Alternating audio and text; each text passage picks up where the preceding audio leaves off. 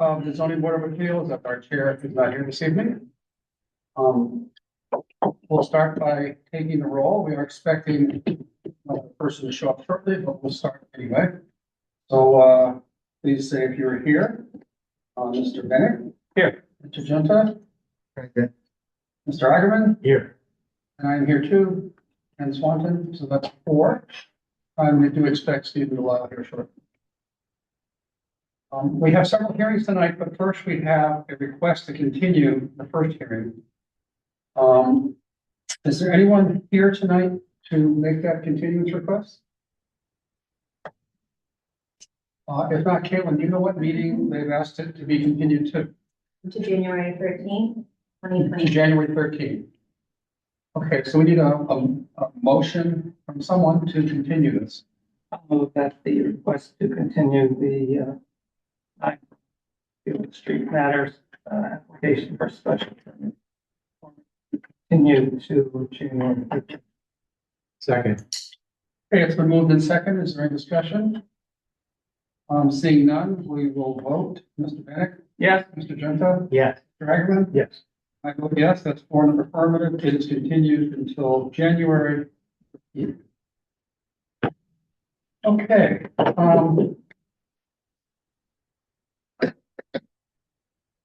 This gets us to 9 Bolin, which I kind of like Mr. Delisle to be here for the beginning of the hearing.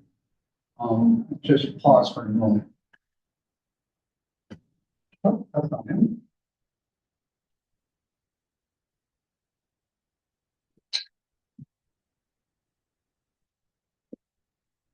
Caitlin, how does it work if something can do during a hearing? Is it okay?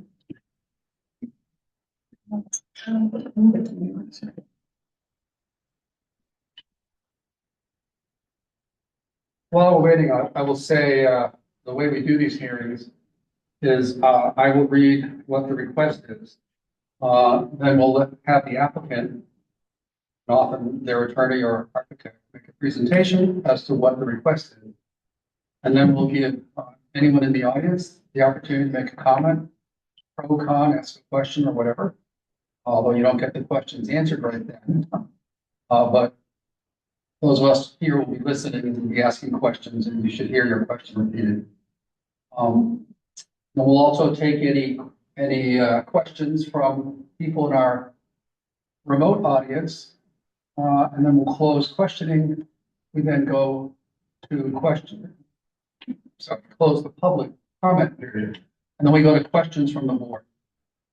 We ask our questions, and then we go to a deliberation among the board, and then we vote. It takes 4 or 5, or if we only have 4, to approve any of these proposals that are in front of us this evening. So that's how it works. I'm gonna ask the applicant if they'd like to go. Yeah, even though I talked to Mr. Doyle earlier today, I know he's coming, but let me Mr. ask Chair, the applicant. I suggest maybe we do another item. We could go to 44 Purchase Street, Unit 1. That may be less controversial. Nothing is willing to go forward.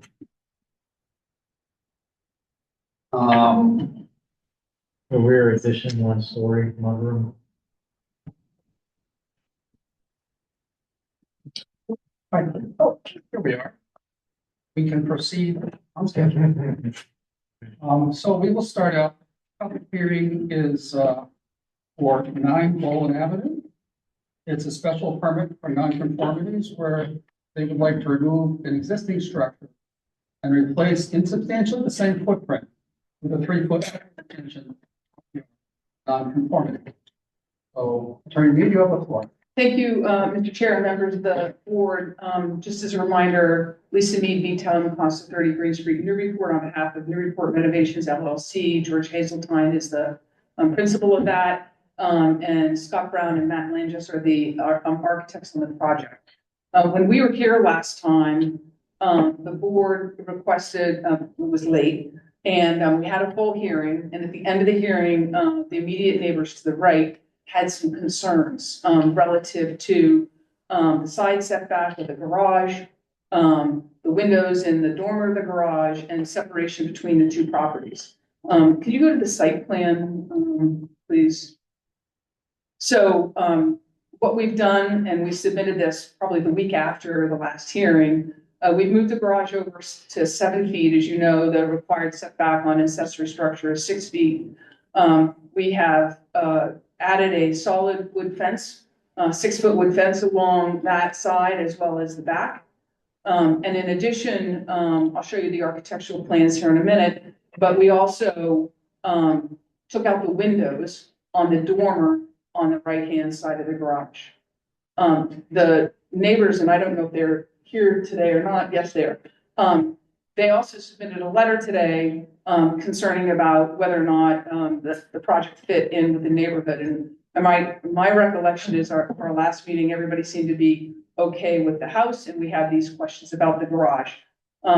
But in relationship to the comments, Matt was able to take some quick measurements of garages in the immediate area. This garage to the ridge is, or to the peak, is 19.5 feet. 8 Bolins is 16 feet, and it's a 2-car garage. 11 Bolins is 12 feet. It's a single-car garage. 9 Cutting is 14.5 feet. It's a 2-car garage. And 11 Cutting is 14 feet. It's a single-car garage. So we think that both the house itself as well as the garage and the entire project do fit in with this neighborhood, which is transitioning. So if you could go to the the architectural plans, Caitlin. So if you go up one on the architectural plan, just to see the rendering. So here's the rendering again. So now we have a fence down the sideline there. You don't see it in the rendering. And then that dormer has no windows in it on the right-hand side. So you can go to the next slide. And just as a reminder, this is the proposed construction. Again, we have that 6-foot upward extension. That's the only non-conformity on site. Next slide, please. And then there's the right side elevation. Next slide. And the left side elevation. Next slide. And then the rear elevation. And the next slide is the garage. And you can see how we have removed the windows from the dormer in the garage.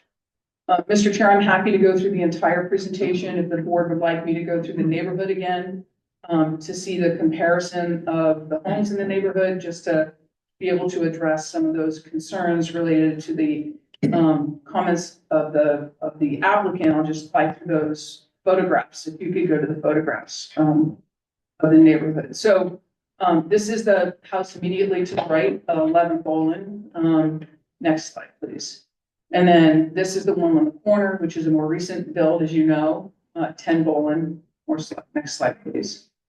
And this is 8 Bolin, so it's on the opposite side. Next slide. Here's 7 Bolin, so we have obviously a 2-story colonial. Next slide, please. And then 3 Bolin, a larger cape. Next slide, please. And then 6 Bolin, another 2-story, full 2-story colonial. Next slide, please. This is the garage. It's in the rear of the other Bolin house on 6 Bolin. Comes out on. I can't remember what the name of the street is. All of a sudden, Myrtle. Next slide, please. And then here's Iona. So it's a cape with an attached garage. Next slide, please. And then here's Myrtle. Here's an extended colonial again. So this is the street behind. Next slide. And another colonial on Myrtle. Next slide, please. And then here's 19 and 19.5 Myrtle, which are obviously very large expanded capes. So with that, Mr. Chair, we would like to hear what the board has to say, but we believe that, as I said before, we've met the criteria that as far as size, scope, massing, and how it fits in with the neighborhood, this house certainly fits in with the neighborhood. It's very compact on the site. And we believe the architectural style is appropriate for the neighborhood. And certainly it's not substantially more detrimental to the neighborhood than the existing structure. Thank you, Attorney Mead.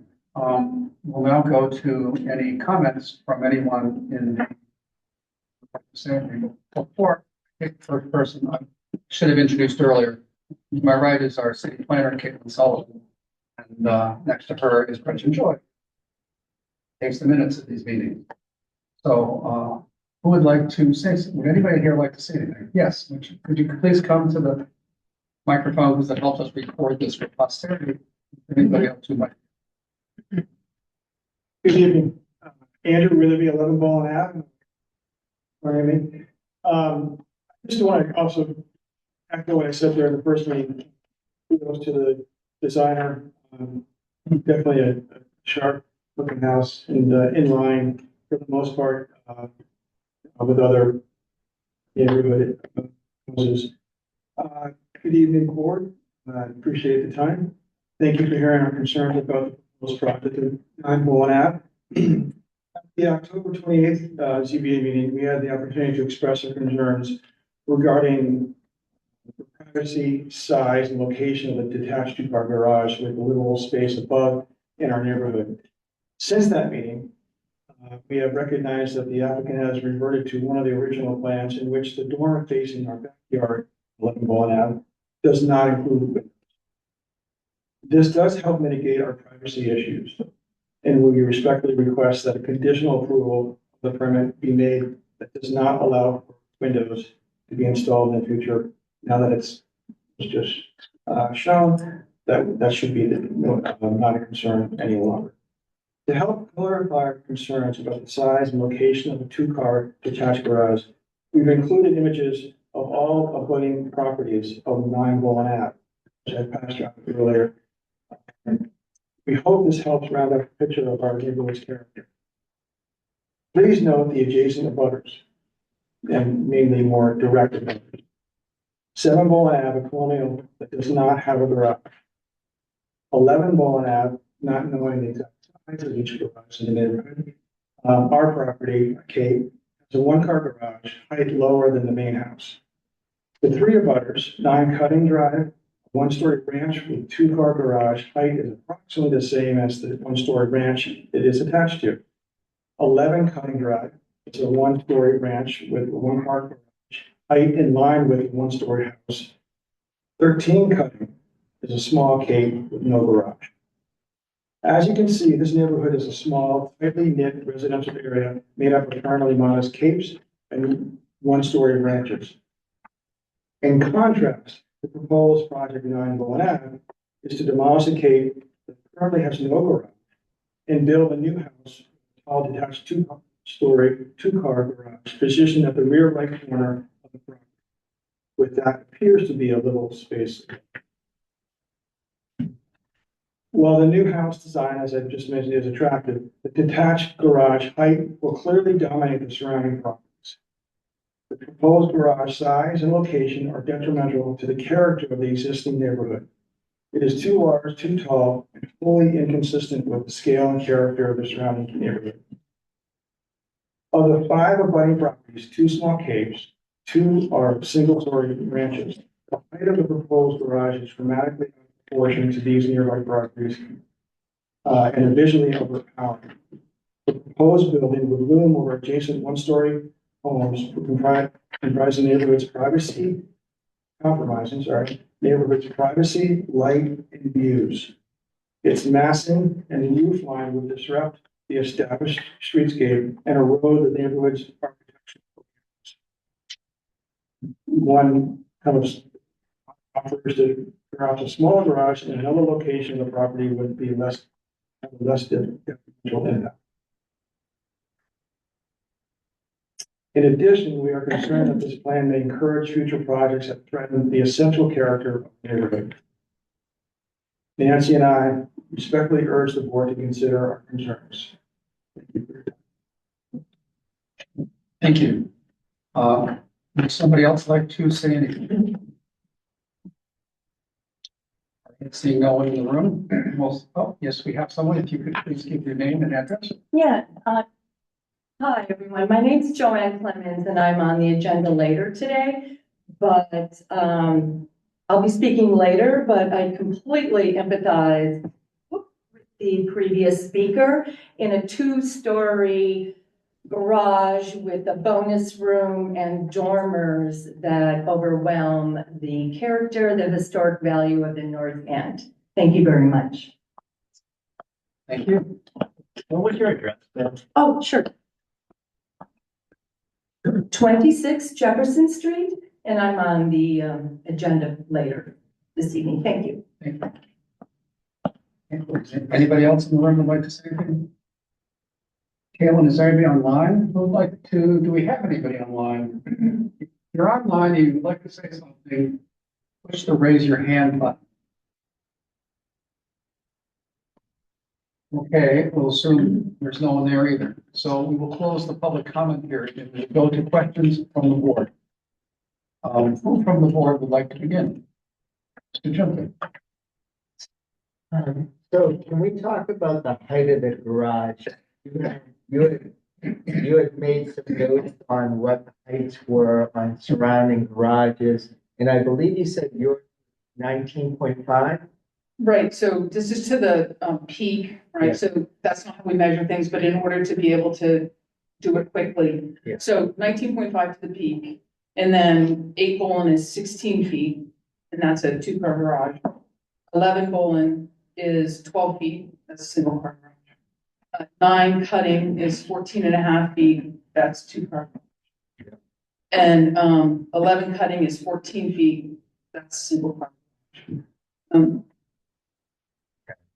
And then, did you say you moved the building a foot over? We did, we moved it a foot over, would you mind, please Caitlin going to the site plan? We moved it a foot over, as you know, the garage meets all the setbacks and size requirements for an accessory structure, under the ordinance, and so, we moved it over a foot.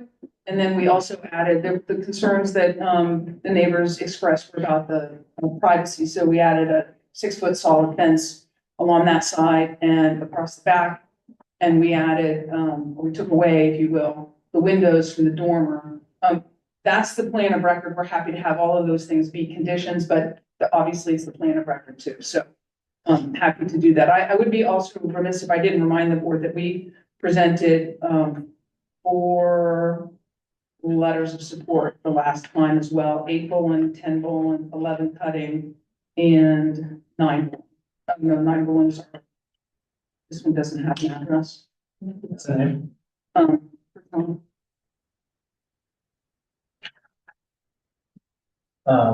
the left. So, a lot. That is 7. All right, thank you. Who would like to go next? I just have a few questions. This is so, well, just tell me, the height limitations for it. 15 feet to the mean. And how about this side yard setback? 6 feet. Right, so you went to 7. 19 versus the permitted height of 15 mean, so we wanted to do an even comparison to the other ones we were measuring today. So we did to the peak because we couldn't do all the figuring to the mean. So it's 19 to the peak, but it's 15 to the mean. 5 with the requirement. That's right. And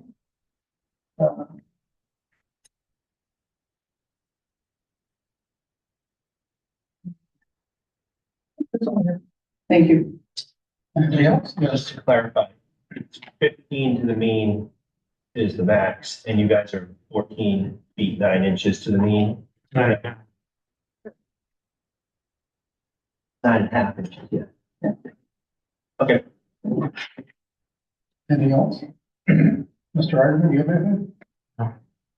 All right, so we will close questions from the board and we will go into deliberations. Remember, this is a special permit. Yes.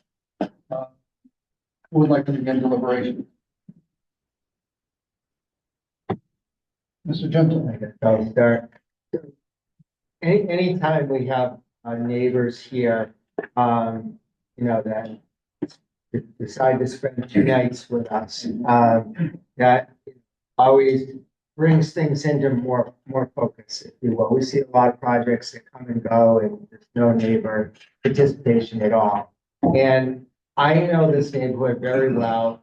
And, this picture doesn't necessarily do it justice because this is tucked into a little corner of a street that's, like a J, I don't know, an L. And so it doesn't really give it full justice that, how close this is, in just the structure of this neighborhood.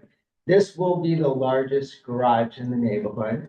There's no doubt. I think and again, I only speak for me. I think we like the house, but it is a very large garage in comparison to the neighborhood that's being put into. This is a very small neighborhood of very small houses on relatively small lots. So that is concerning to me. And, to give people an idea that this property that's to the right is a corner property. The road comes up and turns to the left. So this is like a little nook that this large garage is being put into. So I don't know how to visualize that. I realize it meets the criteria, but it does concern me that we are putting a garage this big in the position that it's in within the neighborhood. Those are my. Okay, thank you. Who else would like to, I'll just a few. I appreciate the neighbors who were here today. I also know draw neighbors part of projects. I'm not sure what to do with that. But I'm also interested. Neighbors pro and con to weigh in. I'm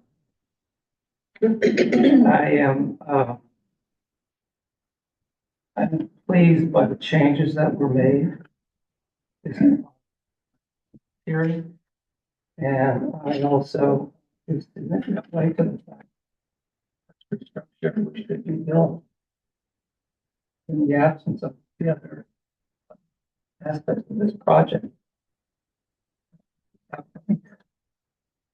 So I turn my attention then to the home. Nancy.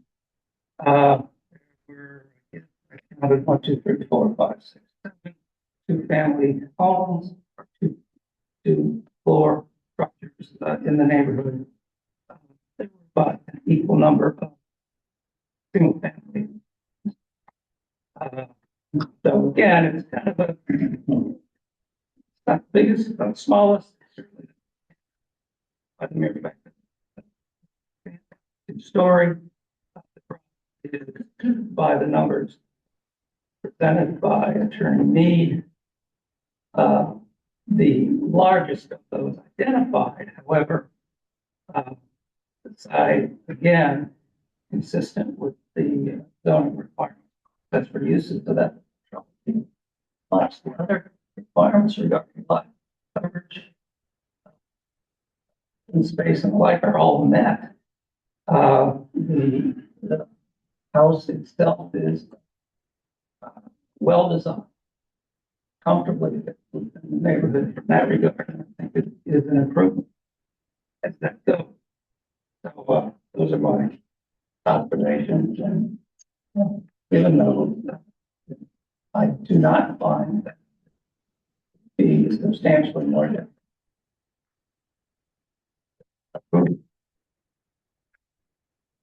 thank you. Would you like to go next? Mr. Eggerman. Yeah, I think the project as revised and presented tonight meets our standards and is not substantially more detrimental. Where we left things off at the last meeting, I was concerned about only the garage. For the same reasons that board member Genta mentioned, and also he does know this neighborhood better than most of us do, so I take what he says seriously. So what I liked, is that, there was a gesture made by the applicant. They could be right on top of the 6 foot. They set it back another foot. They took the windows out of the, easterly facade. But most important to me, because, this is a weird angle, Ballin Ave, makes this weird turn, it's sort of a tight corner. So that the garage is way back in the rear. It's not featured beside the house. So I think the impact from the streetscape is going to be minimized. I also, just so people can understand my thinking, I'm looking at the whole, all of the massing on the lot. And the change from the existing building is relatively modest. And so, the garage, especially because it does not exceed by right dimensions of the garage, doesn't disturb me in this case. There was an earlier iteration of the application which had another accessory structure to the west. And that would have really cluttered the lot. And I think I said it last time, I'm glad that was taken away. That would have been too much. It would have been actually more detrimental. So I think I'm there on this one. I think with careful design, it's reasonable. And I'm prepared to go for it. Mr. Delisle? Yeah, I feel pretty much the same way. I think that, there was definitely movement by the applicant to move the garage over a foot to take the windows away on the side facing the neighbor. So I think that, based on that and the house, I don't think we had a problem with last time at all. So prepared to. Okay, thank you. And for myself, I think we need to say for the record, there are no new nonconformities. I too can support this application because, quite frankly, they could forget the garage right now and come back 6 months from now and ask the building department to build that. They'd let them because it fits all the requirements. They would not have to come here. I think that's already been said, but I just want to emphasize it. But I do think it's very constructive that despite that, the applicant has set it back an additional foot and has agreed to not put windows on. And I heard their attorneys say that could be a condition as part of this approval. So that also swayed me. So I think it's not perfect for everyone, but it helps everyone. So anyway, I can support it. So now we're looking for a motion. I would move to approve, grant the approval that's submitted on the drawings tonight with provides that there be no windows on the easterly side of. Thank you. Is there a second? Second. All right, it's been moved and seconded. We will vote now. Mr. Delisle? Yes. Bennett? Yes. Mr. Junta? Yeah. Mr. Hageman? Yes. I vote yes. So that's 4 in the affirmative, 1 against it. Thank you. The next hearing on our agenda is 44 Purchase Street, Unit 1. This is another special permit for nonconformities. They would like to remove the existing structure and replace in substantially the same footprint. Oh, I'm sorry, I'm reading the wrong one. This is to construct a 1-story mudroom in place of the existing rear deck, extending a non-conforming side setback. That's a 44 purchase. Could you introduce yourself? Good evening. My name is Chris from CWC Design, representing my client, Sandra Pinari at 44 Purchase Street, condo number 1, which is on the right-hand side of this building. Just going to go through a couple of slides here and kind of explain everything for you. The existing building is a pre-existing non-conforming structure and lot. And go to the next slide. Here's a side profile of the property or the portion of the duplex that she owns. The next slide, please. This is the rear of the property, the whole entire building. Next slide. This is the area in which we're trying to replace the existing deck and put on a mudroom in the same footprint. Only it's going to be about, I believe it's about 2 feet larger to the left. And then the deck at the same depth that it is now. Next slide. In this angle, you can see on the left-hand side of there, you can see there are some vent stacks that are there. Those aren't moving, so the structure will not be any closer to the corner of the house than up those vent stacks. Next slide, please. So this is the proposed site plan. As you can see, it's an irregularly shaped lot, and it's an existing non-conforming. We go to the map. The area in which we were more concentrated on. So you can see in the center of the screen there, the proposed addition. And so the proposed addition is right here. Right now, it's about 10.5 feet from the existing side, exterior wall of the house to the property line. And it'll be 12.5 feet to the addition here. So it is non-conforming because the side is 20 feet, but it's more conforming than the existing structure itself. And then it'll just be a small little landing and stairs down to grade. We're going to keep it all inside the granite curb that's existing there inside the lot, so it won't impede into the existing driveway area. Keep going, I guess. These are the plans. Right now, you can see the existing rear deck in the back, and this is the kitchen on the back side of the house. Next slide. This is the existing rear elevation. Next slide. So what we're doing here is proposing is a mudroom on the back side where she can have a closet and a bench, and then we're going to open up the kitchen a little bit with a half wall so that she can see into the mudroom out to the backyard, the driveway, and then she's going to extend her kitchen into the left-hand side of the backside of the room. But it's going to open up into the mudroom so she can allow her to have a little bit more space to come into the house and not be dropping her stuff off in the kitchen instead of where it should be in the mudroom. Next. This is just a little bit blown up, a little bit bigger so you can see it clearly. The bulkhead stays where it is. The wall on the left-hand side of the addition stays in line with the fence. That's the screen fence that's there now. So there is a 2-foot margin between the right exterior wall and the addition on the mudroom addition. The next slide. And this is just what it would look like from the exterior. Similar in line with the rest of all the other materials on there, as well as the trim and the shingles and all that stuff will be exactly to match in kind to the rest of the structure. Next slide. And this is just from the side profile as you come up the driveway. That's it. I'm here for any questions you may have. All right, thank you. There'll be a time for questions. I'd like to see if anybody here tonight would like to make any comments on this. Yes, you are. Please state your name and address. Good evening. My name is Brian Balcom. I live at 44 Street, Unit 1. I'm here to discuss a little bit about the project. I'm in favor of it. We've spent a lot of time with the plans, and the rendering that he put together was accurate from everything that we discussed. The only thing I'll say that may not be clear in the plans as I was looking at them is if you can go back to the site plan, I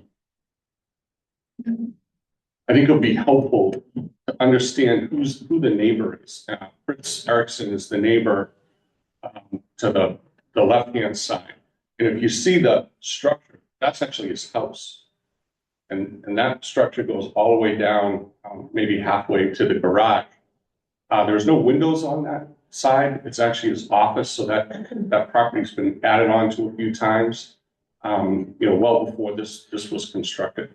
So ultimately, we're in favor of it. I understand the limits. My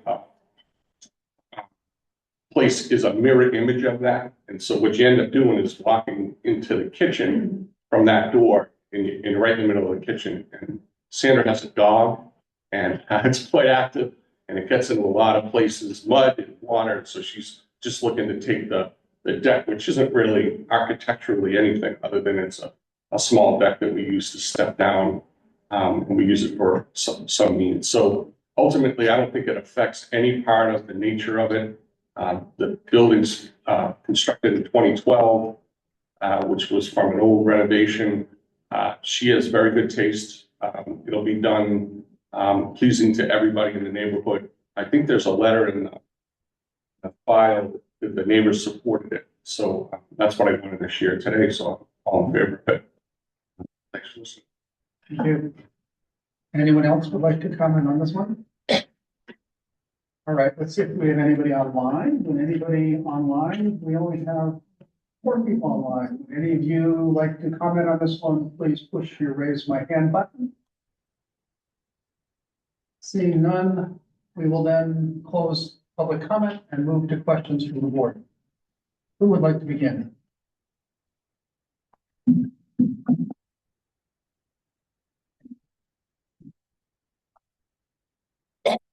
No? All right. Have to have questions. All right, seeing no questions from the board, we will close questions from the board. Move directly into a discussion of whether this meets the criteria. Who would like to begin that? Yes, Mr. Ecker. To cut to the chase, I think it does, but I wanted to note on the record that, you know, in looking at this, I have to assume that someday the unit 2 owner will ask for the same thing. So in reviewing it, I've assumed actually that there are 2 additions, because I think that's gonna be enough. And even with 2, given the layout of the lot, the relationship to the building, the nature of the neighborhood, I don't think this 1-story addition at this size is substantially more detrimental. And if sometime the owner of the unit next door comes forward,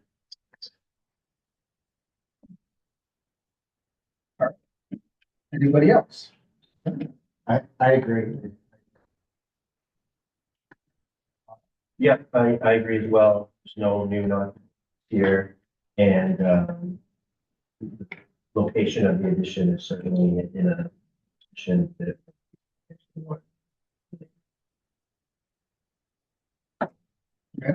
I would agree. I would agree. I would just add that it's a modest size addition. So with that, we're looking for a motion. With the motion to approve the application for Unit 1. Second. All right, it's been moved and seconded. We will vote. Yeah. Mr. Bennett? Yeah. Mr. Genta? Yeah. Mr. Egerman? yes. I vote yes. It's 5 in the affirmative. It's passed. Thank you very Thank you much. very much. Have a good night. You too. All right. This now gets us to 320 Merrimack Street. When I understand Mr. Egerman. Yeah, I didn't know. There'll be 4 of us. And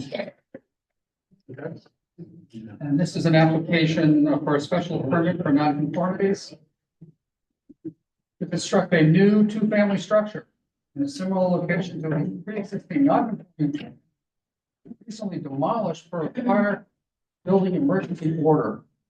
Proposed structure extends laterally and upward, non-conforming front and left side setback, as well as adds greater than 500 square feet on a lot non-conforming for frontage and area for 2-family use. You have the floor. Please introduce yourself. Good evening, I'm Jay Cal. 320 Merrimack Street, just to give you a little background. It was a dilapidated house, that's been neglected, talking decades. Getting done actually. So it's down on Merrimack Street. And thing was a mess. Next slide, please. It's been a problem for a while. My department, after I purchased and talking to them, they've been trying to work with the owner to clean it up. And it got so far down the road. So this is the back of neighbors were seeing before. You couldn't see it from the road in the first slide. This thing was that. All you see here is taking me down. It was an existing non-conforming 2-family. So what I'm looking to do is, next slide, please. The zoning plan, the site plan, you see we kind of moved it around a little bit. I want to keep it 2-family possible, 2-family. Then, so This is site plan, you go to the next slide, this is actually the zoning matrix falling out a little bit better, so you guys can see it. So it goes through, should be 15,000, we don't have. And then I'm gonna show you what we did. Slide.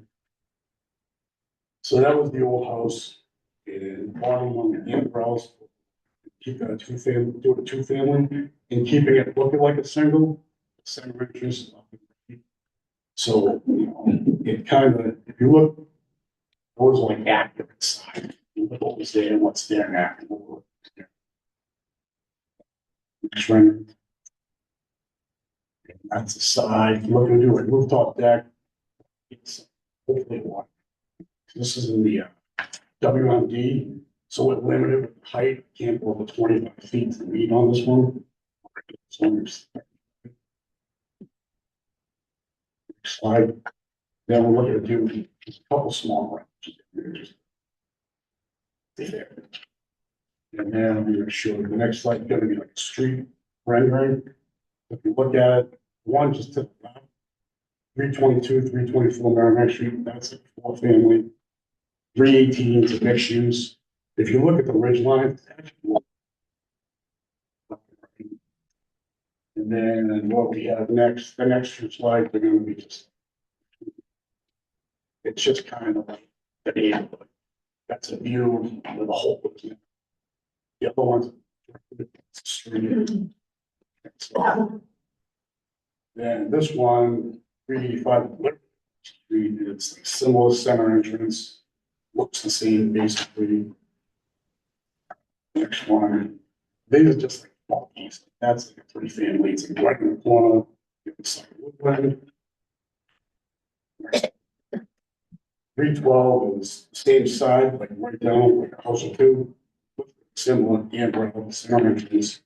Next slide, and then that's like the extension of the back that looks similar. Right? And then so then they're just the next one, just in comparisons of size.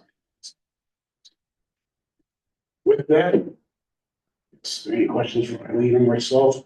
Yeah, answer. All right, we'll get to that after giving people a chance to comment.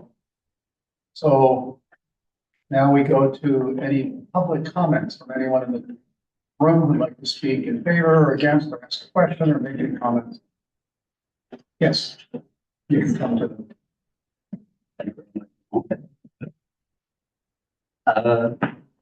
My name is Scott Hedden. I live at 5 River Street, the property abutting the construction. Thanks for giving us the opportunity to. Overall, thank you very much for taking down the building that was there. It's been a bit of a blight in the neighborhood for a while. So I'm glad to see that's come down. I think we've got two sort of concerns with regard to the structure. Is the impact on privacy for our yard. So historically, the former structure was set lower and it had sort of 7 windows, smaller windows overlooking our yard. The new structure is much higher. I think there's 22, 24 windows now that look directly on our yard. And there's also a balcony area that sits on top of sort of the second floor, which will also sort of overlook the yards of the neighborhood. So that's our first concern. The second concern is the site itself is on a slope, on a gradient. And now by filling up the site with more structures, the paved driveways, the garages, we've got some concerns about drainage, how the water will move around the property. So there has been, when we get heavy rain in the past, it does come down. So just wondering how that will be managed and thought about. Thank you. Would anybody else in the room like to say anything about this proposal? Or ask questions or comments? Seeing none, we'll look online. Is there anybody else here online, by the way? Planning Department Chair has joined us here. If anybody online would like to comment, please push the raise your hand, my hand button. Seeing none? No, we do have. Oh, that's.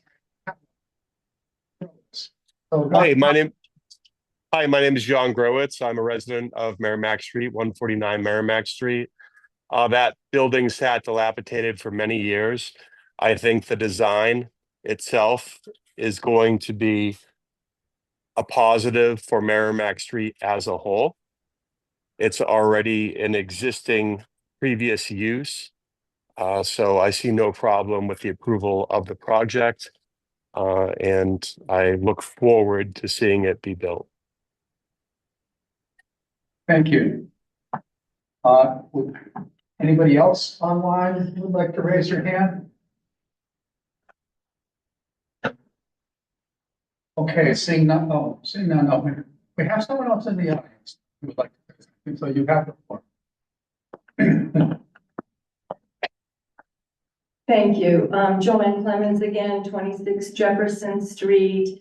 I'm on the agenda later, but I completely empathize with the previous speaker of lack of privacy of the abutters. Thank you. Thank you. All right. With no one else, we'll close the public comment period and we'll move to questions from the board. Who would like to begin questioning Mr. Beck? I just have to, how far is it from the rear of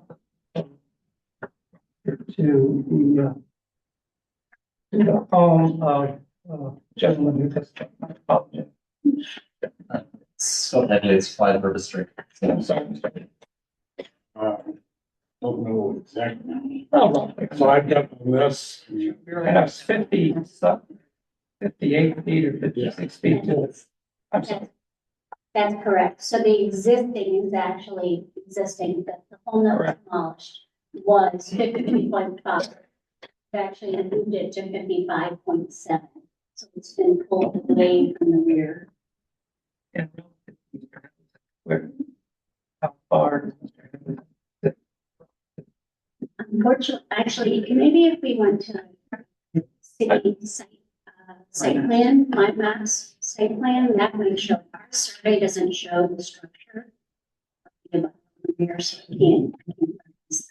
This might. I think you might be able to identify. Which one was?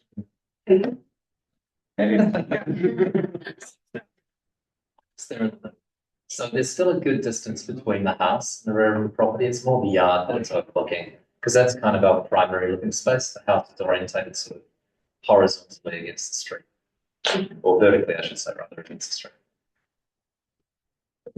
So that's. Would you just point out the? That's the Thank you. Thank you. So the one we have on the plan, the closest rear that I have measured on here, rear setback 56.5. And that actually skewed, if we can go back to my site plan, Caitlin. So it actually skews away further, so it gets even further. You know what I mean? Kind of running. This house is I see that. Thank you. How many rooms are in each of these proposed units? What? Four bedrooms. That's good. What's the total square? Living. Total square, so each unit is the same, and it's 23.25 per square footage, with a total of 46.50. And Mr. Casley, you said the existing structure, this structure is 500 square feet larger, but the footprint. Or maybe I was correct. no. I mean, it's larger than the other one. Give me some order of magnitude. The old destroyed structure and this structure. Flat coverage. What was? What was there? On city record, it was 25.44 square feet. And this structure is proposed to be 46.50 square feet. You look kind of, I mean, this is very rudimentary, but if you look at the posted picture in the hatching, that's Yeah. the other thing you used to lay out, where it kind of sprawls out. And getting it more because I pushed back and sent it away, Yeah. all the way to the other one and infill that area. Yeah. But in actuality, when you go on heights. Yeah. If you go to Caitlin, if you go to that first elevation page. Slide 7. So you see in the corner, actually, it's reading, because that tower was real tall, it's reading. It kind of squats, it's reading higher towards Merrimack Street, obviously. And then it does drop down. Why it's kind of taking streetscape pictures of it. Basically, like cars, it could be slide.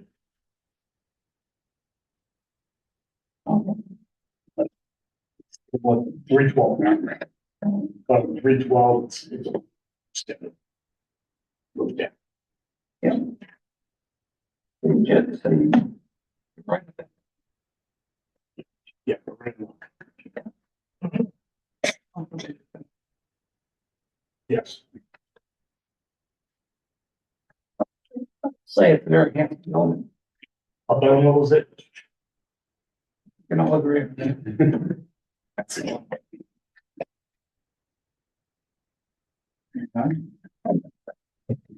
Wow, yeah, can I ask a couple questions? Yes. Can you just talk a little bit about the change in the mean building height between or the then existing and the proposed structure? So do you clarify, if you would, so do you in reference to the Just previous structure? comparing the two, yeah, just what you were at going to. Absolutely. So the mean building height of those, what was there was 22.2 feet. And this is 24.9 feet, So you're going up like 2.5 feet. correct. And again, the limit of 25 is with the WPM. And if it were outside of the, It could go to 30. Anywhere else not to 35. It's 10 short of that usual. and with respect to the question about the drainage, I think last time I was seeing that drainage issue, we talked about it. So it's in terms of drainage by law, I have drainage on site. And we'll mitigate drainage because, yeah, another thing, I did some stuff and some plans, but by law, it's really stormwater drainage. So when we get in there, I'll make sure. I'm good at work. I'll make sure it's no water, trust me. I'm not gonna fill the site. Put permit in the back of your area. And then it won't. Have you given any consideration to plantings along the line? Yeah, I'm gonna screen it all. I just kind of want to get through this phase of getting a building permit. You know, it screens. Took down in September. And, yeah, I'll screen it. I'll do it. All that stuff. Make sure it looks good. We want, people all want privacy. We want privacy. I want privacy for clients. And then I just had one last question for Eileen. I noticed you had the 6/1 windows as opposed to like a 6/6. Here, 6/2. Why? That's July. It was sort of a little bit of a compromise to getting some of the pure light out of a one light versus the six light. So this was somewhere in between that gives you this sort of historic feel of multi-panes, but yet a little bit of the openness of the single below. Yeah. Do you think with the other gambrels, like the immediate vicinity, that it might that having the one with the one light on the lower pane would be strange or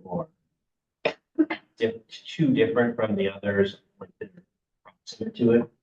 Well, only because I'm actually speaking on a later project on 28 Jefferson. That's one that is 6/1 and that's historic. Oh.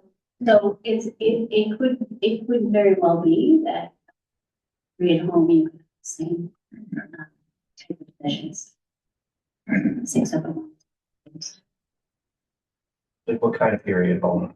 I mean, Well, the one future, you're right, 28 Jefferson is a Greek revival, so 18. So with this Gambrel, you could be earlier, 18s, but could still slide into 6/1, you know, and still be accepted. And then my last question I would ask about, what about some sort of mock chimney or something like that? I mean, the picture of the other Gambrel presentation, you know, the chimneys are pretty dry. Well, you know, I don't know if that's something that can be done, you know, not, I don't want to say easily, but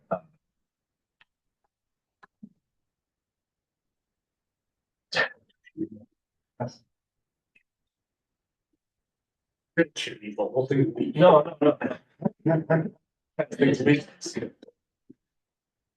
don't care. Glad should be my Ethiopia. Where do you want me to?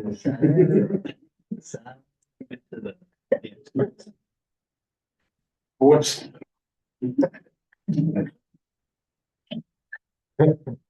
Thank you.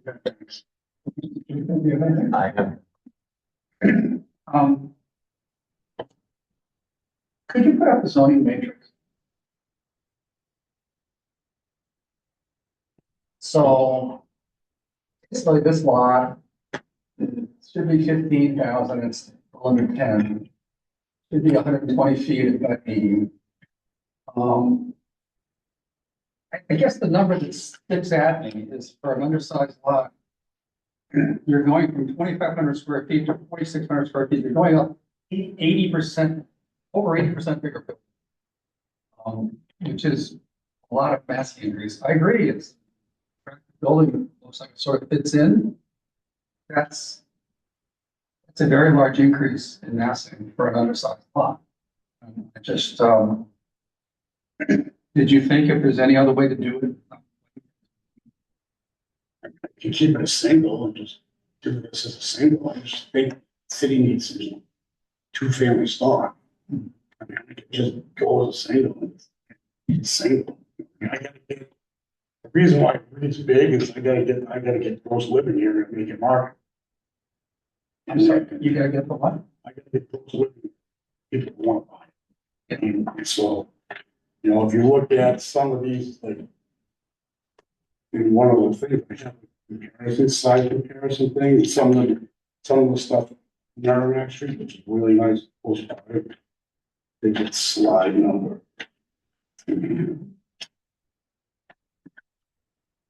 It's the last. I think it's the last one, Keith, yeah. So just poking around the neighborhood there, yeah, 320s. It's an undersized. This is existing non-form B. So that's lots of basic culture. It's actually big for that area. So if you kick around 287, 3,800 square feet of 96. 3 Savory, which is single, 3,810, 20. 1082. 2 River, 3726. These aren't huge numbers. 260 Merrimack, 5,500 on 7,500 square. 2 family.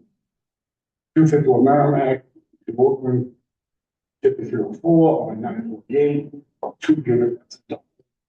286 Merrimack Street, 458, you saw the city, 408 square feet on 97, 9,000, 40 square feet.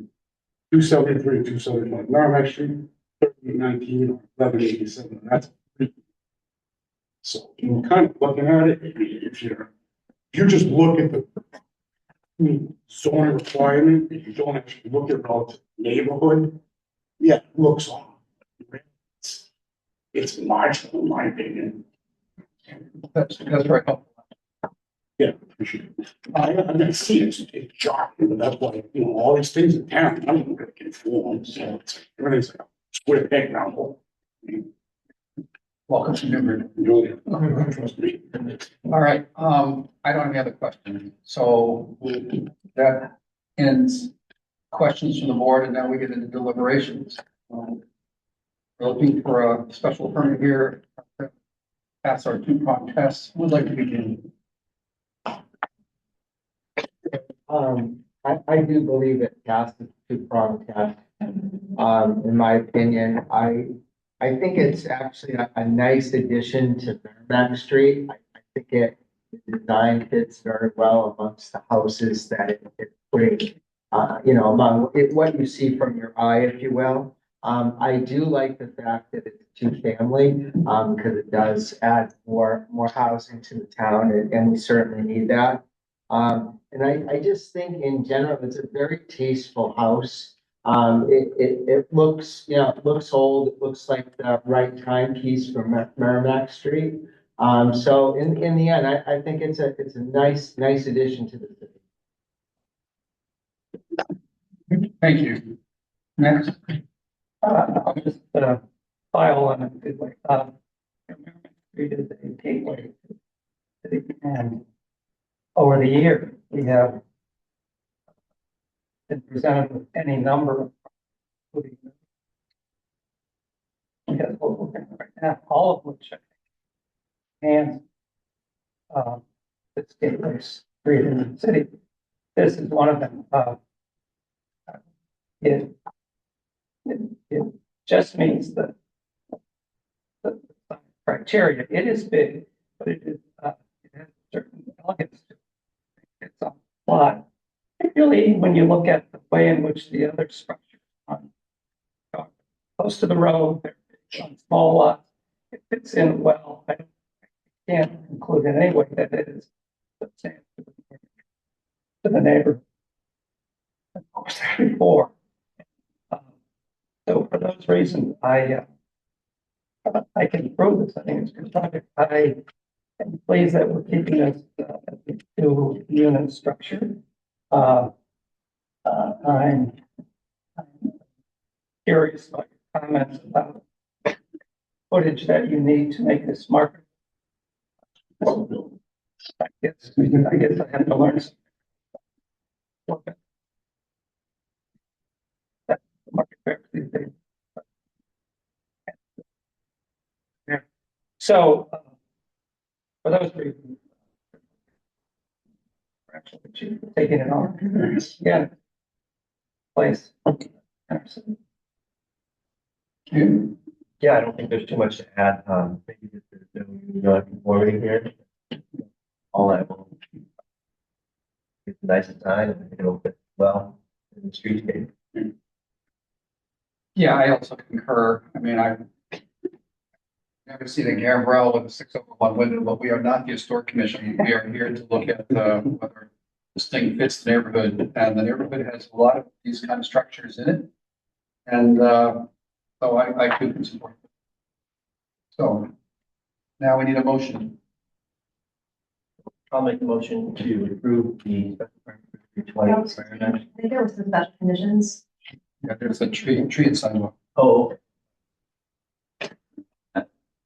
Motion subject to the special condition for tree and sidewalk and the chimney, 2 chimneys. Good. Yeah. Non-masonry. Yeah. Was that one or two?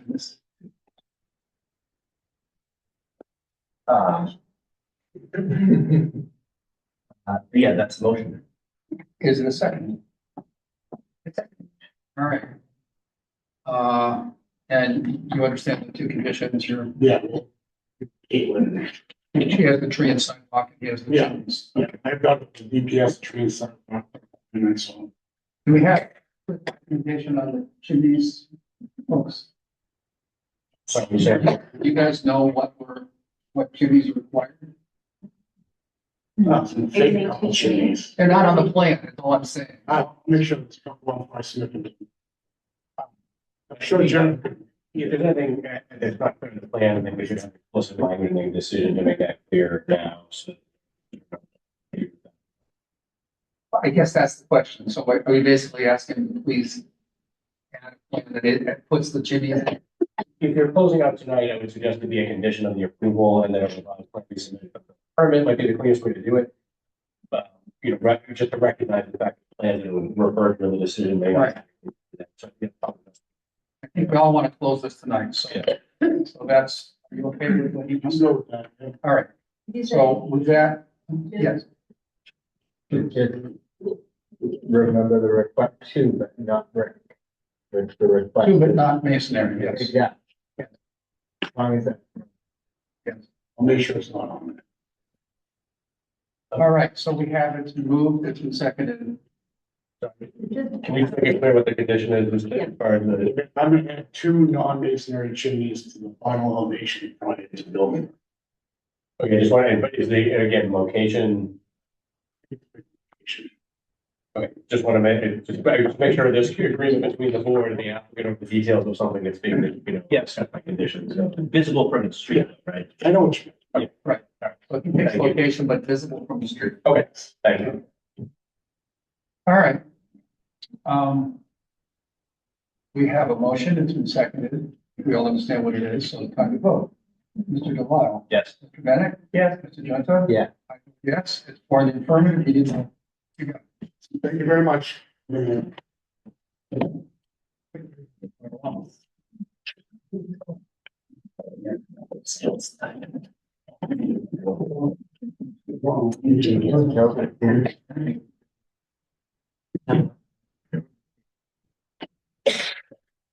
All right, this gets us to our next hearing is for 28 Jefferson. This is a proposal for a special permit for nonconformities, construct an addition and remove an existing garage and construct an attached. Attorney Mead, you have the floor. Thank you very much, Mr. Chair and members of the board. For the record, Lisa Mead, V. Clement Plaza, 30 Green Street, and Newburyport. On behalf of the applicant, JSJO Realty, Joel Willett is the principal of JSJO Realty, and Eileen Graff is the architect on the project, and she's here with me.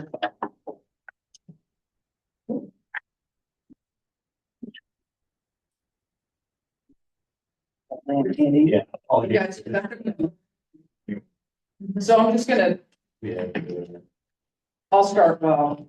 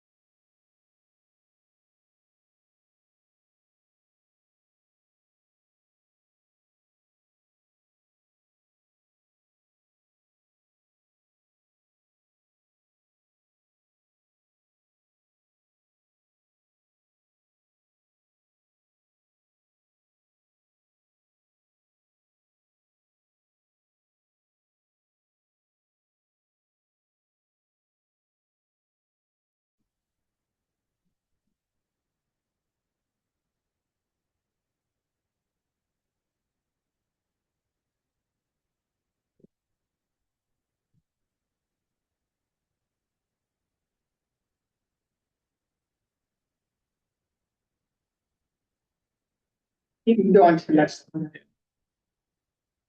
And I think the next one. There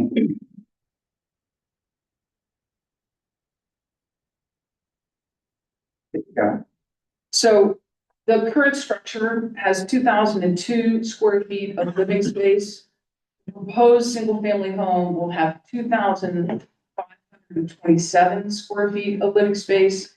And then there will be an additional 500 square feet of living space over the proposed garage, which is inaccessible, by the way, from the existing structure, except through the mudroom. So it's truly a bonus room over the garage with internal stairs into the garage, in the garage. As I said, the proposed addition on the house is built on top of the existing. There's a little bump out of about 66 square feet of a mudroom addition on the first level. So where, I need to go through this, but where we have the connection of the existing one-story addition in the back, there's going to be another 66 feet added to that. But that's inclusive of the 2,527 square feet of living space in the existing house. There will be no impacts on the existing nonconformities other than the addition of more than 500 square feet, which is that addition over the garage. So if you go to the next slide, please. So here's the home. As you can see, the garage, the current garage to the left, that's going to be removed. If you drive by, it actually looks a little more forward, but you can see there's by the size of the dumpster, you can see it's almost on the sidewalk. So you can see about where the garage is. And then you can see the edge of the one-story addition on the back, which is on the left-hand side of the house. Right? So that's going to become the mudroom where it's going to be. Next slide, please.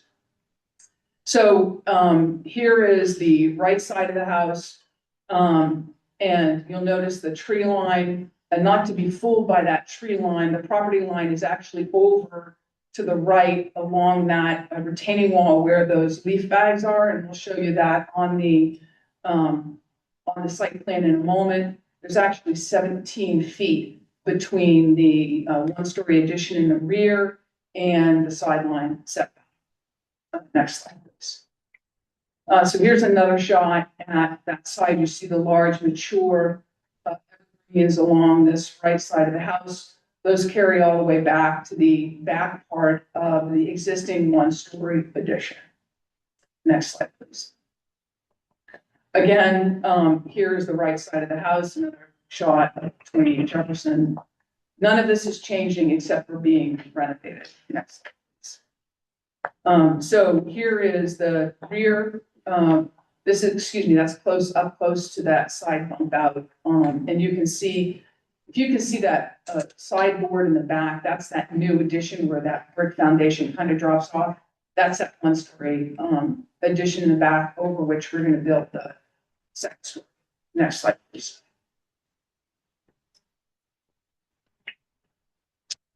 Here's from the back corner of the house. So this is the existing garage you can kind of see, but that's the one-story addition over which the proposed second story will be constructed. Next slide, please. So here's a direct back view of that. You'll see the second or third large evergreen on the left, which is immediately adjacent to this structure. And as you can see, that evergreen far exceeds the size of the original structure. Next slide, please. So here's the site plan to get a better idea of it. You can see Everett, the engineer, he did draw the trees and he put the placement of the current existing trees on there. You can see that the side of the house is 17 feet away from the right-hand side line. The proposed garage on the left-hand side is 10 feet away from the left-hand side of the property. The existing structure is outlined in white and the proposed structure is the kind of peach, but that one to the rear of the house is actually the second story because of course that footprint already exists on the ground. Next slide, please. So here's a rendering, so you can see how the garage is towards the rear of the house and back away from the street. Next slide, please. So with that, I'm going to turn it over to Eileen, to go over the architecture.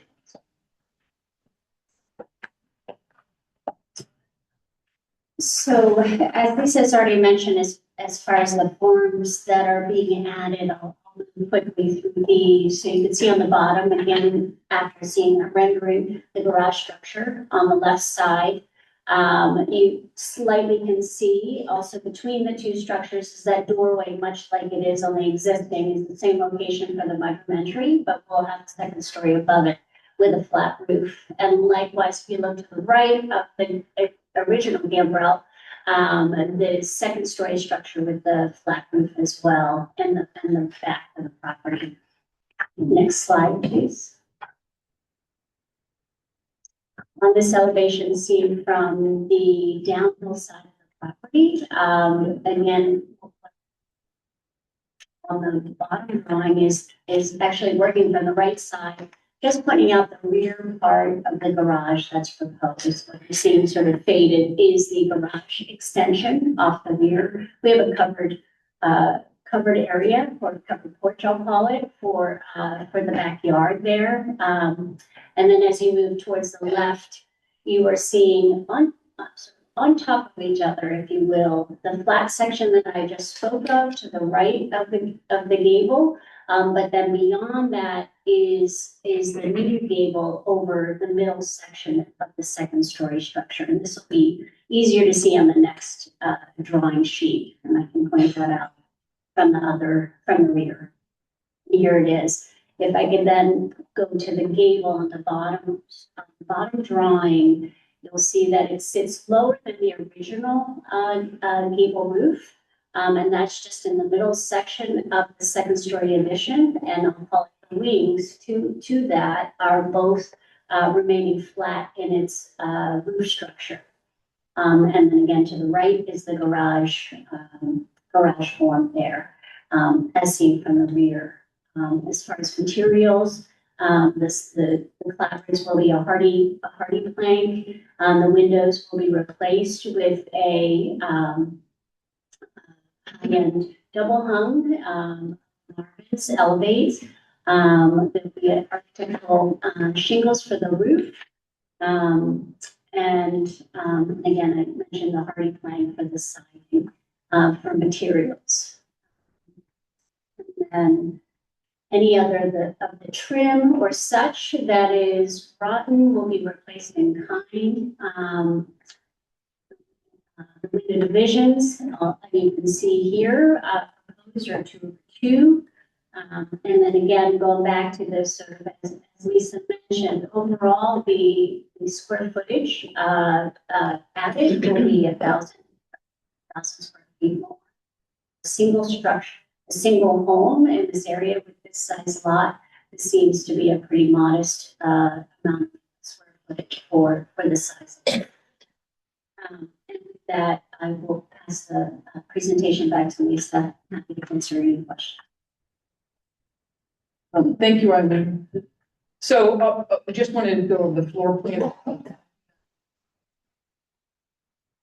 So what I've rendered here in the floor plans and sort of highlighted in the blue color is just the areas that we've added some new square footage. So on the first floor plan, which is the left side, it's denoting that little bump for the mudroom, a 8x8 box, so a small amount of square footage there, 64 square feet. Then if you go to the right side drawing, the horizontal rectangle, if you will, is the second story added on top of the existing one-story rear addition.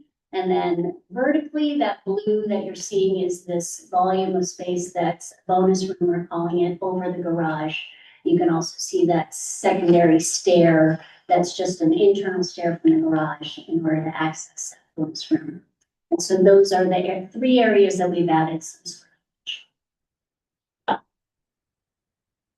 footage. So thank you. So as you know, under section 9, the question is, will there be any new addition to the new nonconformity, and whether the proposed change is substantially more detrimental to the neighborhood than the pre-existing non-conforming structure? So the next slide. So in this particular instance, there is no new nonconformity.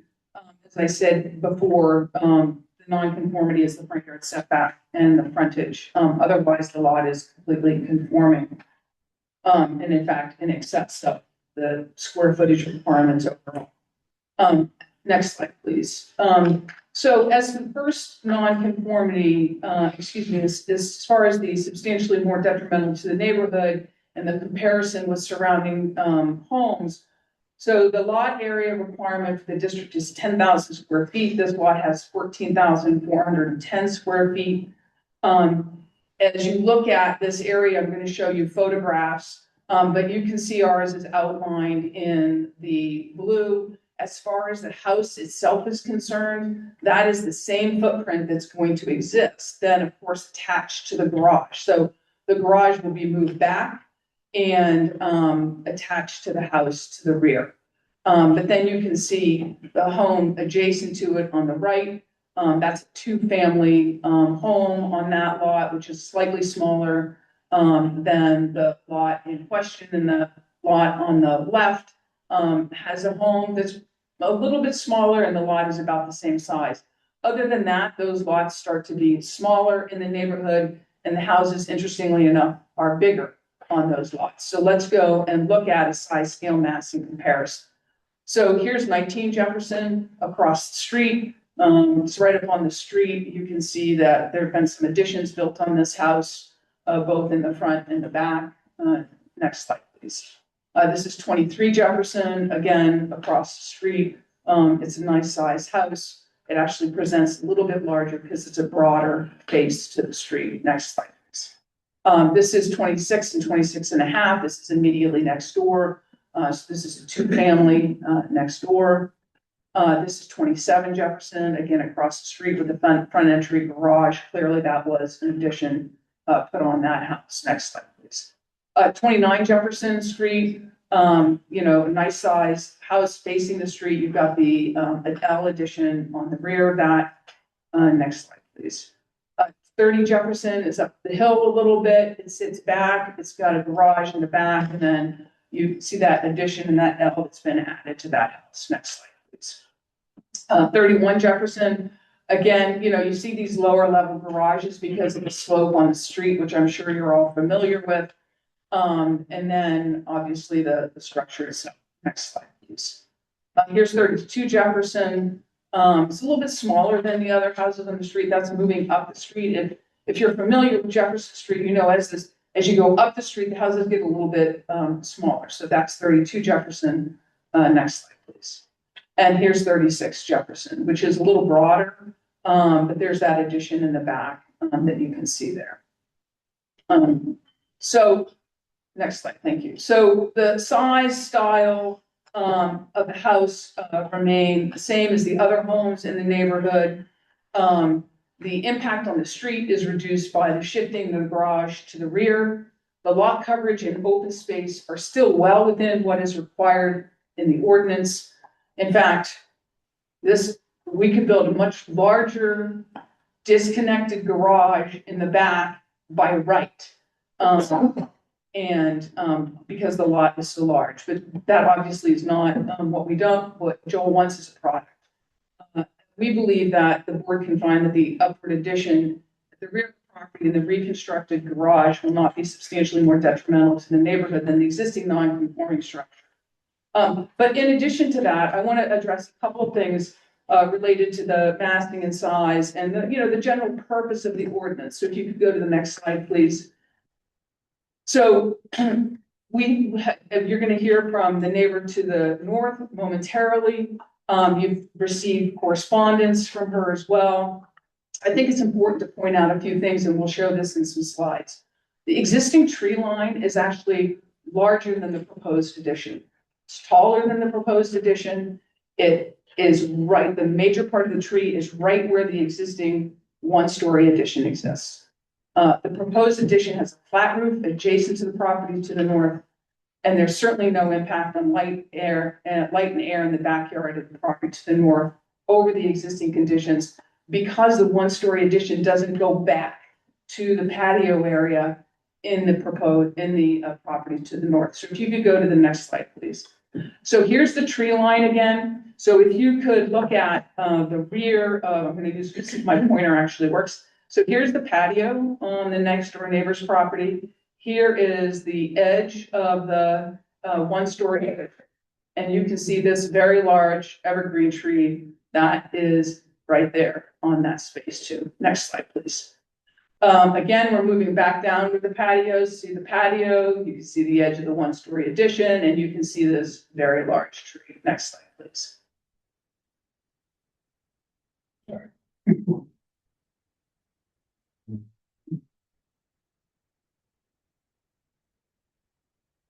So now we're looking in the backyard towards Jefferson Street. Here is the one-story addition. Here is that tree, and there's another tree right there, but this is the one that's adjacent to the one-story addition. And you can see that here's the main part of this house next door. Next slide, please. Again, we're looking at that one-story addition, and you can see the size of the evergreen that is adjacent to that structure. Next slide, please. These next two slides, I'm sorry, they're a little fuzzy, but these are taken from the backyard looking down that tree line. And the next slide, and the next slide. So the next slide, actually, I took from the neighbor's letter to you because we, of course, couldn't take pictures from that yard. And I think that it's really important to see a couple of things. So first of all, you can see this is the patio. Here is the edge of the one-story addition. And here's the sunlight, which is to the right. And this is, in the middle of the day. So sunset is going to be over here somewhere. But you can see that this addition doesn't block the patio at all.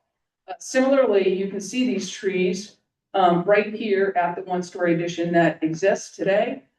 So that's not going to be any different. And then again, you can see this window on the house is looking out at that sunlight, which is to the right of the one-story addition right here. And so again, and here's the tree that's in the area of where the addition is going to go over the one-story addition.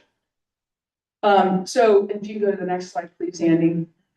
I want to just highlight a couple of final things. The lot has 14,410 square feet, where 10,000 are required. The frontage is 6.03 feet shy of the required frontage. There is no impact on the existing front yard setback. The proposal meets all of the dimensional requirements and moves the garage to the rear of the home. This proposal could be done by right if the garage was not connected to the home.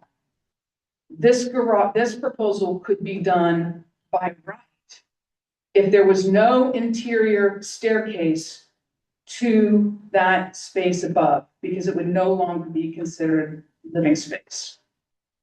The proposal is not substantially more detrimental to the neighborhood than the existing non-conforming structure, taking into consideration the massing, size, scale, and volume as compared to the existing structure and the lot and the structures in the neighborhood. And I'm happy to answer any questions.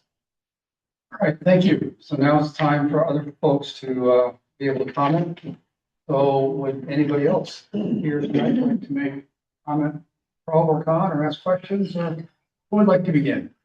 And please, when you get to the podium, give your name and address. Hello, I'm Kara Gleason. I live at 30 Jefferson Street, and I'm here with my husband, Chris Kinney. I was thinking I would speak after my neighbor, Joanne, because I agree with everything that she put forward in her documents submitted, and shared them with us as neighbors. But in addition, I wanted to speak to the substantially more part. I appreciated Mr. Junta earlier talking about neighbors showing up. And when I read the plans that were submitted on the zoning board's website and saw that we were going from 2,000 square feet to 3,000 square feet, and that seems substantially more, a 50% increase. Joanne lives in a two-family home, but the size of her condo is 1,300 square feet. Us at 30 Jefferson, our house is 1,800 square feet, and our neighbors at 32 Jefferson is 973 square feet. So I understand what the attorney put forth of some other homes, but straight up this street, we're smaller on lots that aren't that different than 28. I also just wanted to bring up, this will certainly make a good profit for the owner and the developer, and that's part of it. But I feel strongly about saying that we need to be concerned about the price of houses in Newburyport, and redeveloping this home will still bring in a substantial profit without needing to make it so much larger. I also just wanted to bring up the size of the garage is a lot more than the one that is there, and that's not counted in the square feet. Thank you. Right? Can you please bring up Attorney Mead's presentation? Is there a specific graphic you? We can go through it because, yes, we go through it. So I didn't receive her presentation until like right before the meeting, so I didn't prepare a presentation. So can you please bring up the presentation so I can? Yeah, so just to clarify, because it's a lot of slides, actually, normally. No, we can, it's like 6, 7 slides. I mean, I'll power through them. I'm not going through each one. And so I'm Joanne Clemens, 26 Jefferson Street. Thank you for giving me the opportunity to present tonight. Question, I received 2 emails today from City Council people in Newburyport confirming their support for my concerns, but they were addressed to the chair. So, did the vice chair receive those emails from the 2 City Council people today? About a half hour before this meeting started, Andy forwarded me one from Ben Harmon. So I'm familiar. Okay. He indicated he was at the city council and could not be here, but Right. that's the one I'm aware of. And then there's, Yeah, just so to be clear, it was actually at the same meeting as Councilor Harmon, and we got this email communication. We literally just had a moment to get it at the time. oh, okay, This is coming last minute for the board. oh, I know. And, Yes, Beth, I reached out, yes. she did, She did. but did the chair, or the vice chair receive that email today from the city council person in support?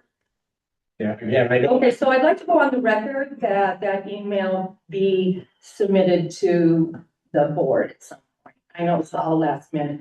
And because I ran out of ink and didn't have enough time, I have a couple of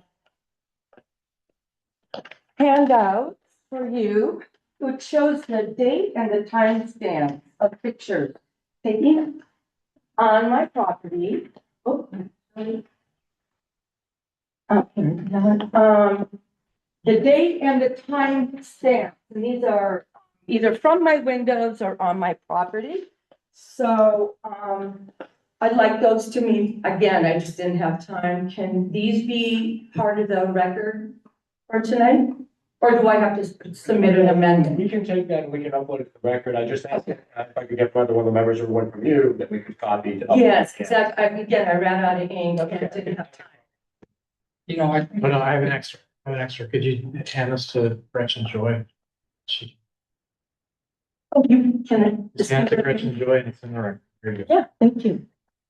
So should I present it to Gretchen? No, just so. I'm sorry, I don't know the firm. Yeah, it's fine to send things into the record. But really, this is your chance right here to tell us what's on your. So as a direct abutter, I oppose this application as it creates increased substantial detriment to me personally, my property, my neighbors, and the community. So I know I can't ask questions, but I certainly spent hours and hours of time doing research, court case law.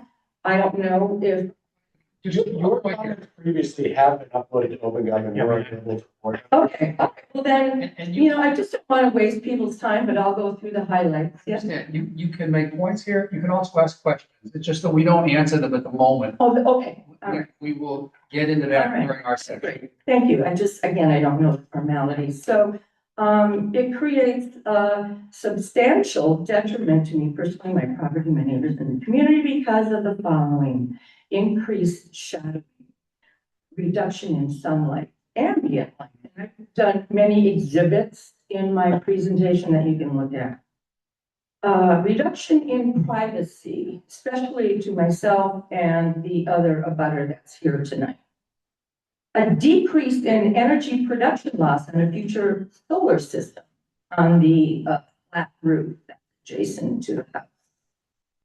Also, I want to point out that this isn't a north, south, east, west. I live on one side of the structure at 26 Jefferson Street, and I have 20 windows. 8 of those windows look directly at the structure on 28 Jefferson. So that is southwest. So when the attorney refers to me as being on the north, that's, in my opinion, incorrect. Increased suffering of seasonal affected disease caused by diminished light in the home during fall and winter months. We all live in New England, we all know about that. So increased canyon-like effect. Due to the addition, the height of the additions and the slope of the geography. So I am downhill, which none of the diagrams that I could see point that out.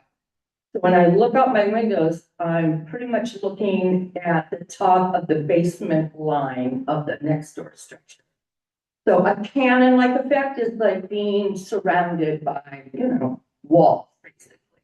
That will be enhanced. So approval of this project will be in defiance of the North End Historic Character protected under the City Zoning and Historic Preservation Commission, which actually includes outside areas like patios and yards. I did not see a sun or shadow study in the file. So for an attorney or a developer to make assumptions that there's no effect on the neighbors, I just don't see evidence of that other than opinion. Decreased value of the property including aesthetic value and the elimination of, again, the sun and the ambient light and the sunsets. I see a sunset every day in the fall and the winter. When this addition of the garage and the second floor structure is put on, I lose that completely. Decrease in airflow. When you build structures, massive structure, the airflow is diminished through the house, through the yard, through the gardens.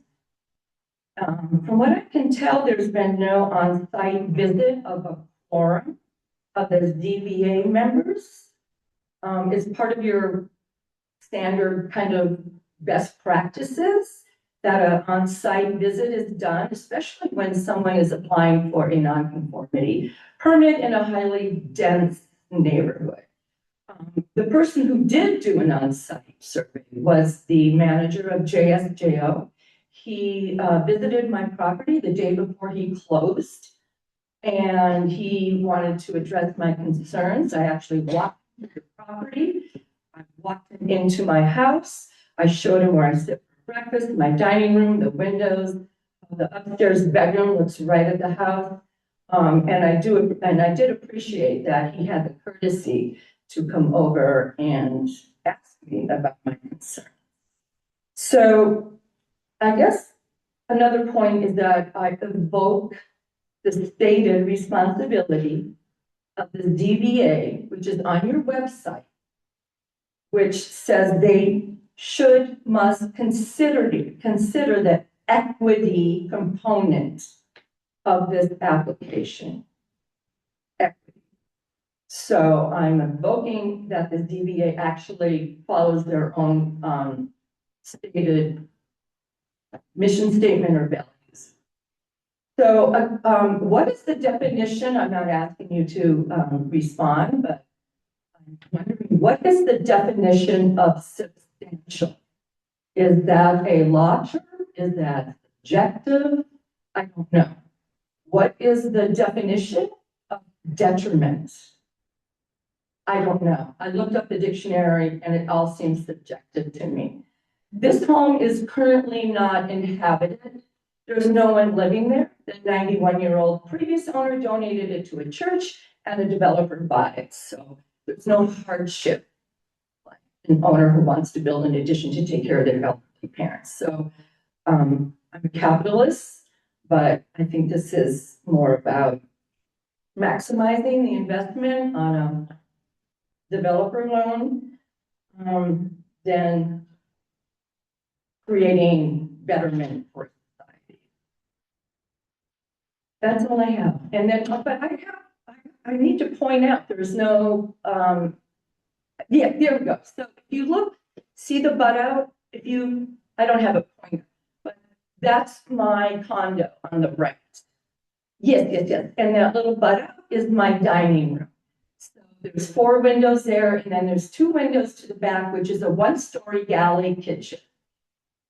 And then there's a window there in the front. That's my living room. So I'm basically looking at, I am 33, my estimate, 33 feet from my structure to the existing structure. Also, I want to point out that the second story on the back is 10 feet closer to my property on the second floor. So when I look out of my 1-story galley kitchen, I'm not, if the structure goes up, it's closer to my home and also my second floor. Do you mind going backwards really quick? You're looking for one of the photos or? Yeah, photos, yeah. So again, I'm downhill. No, keep going. Keep going. Keep going.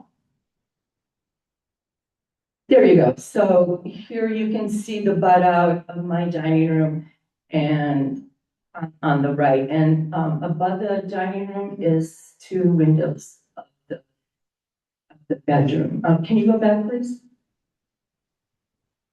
Backwards. Yeah, backwards. Thanks.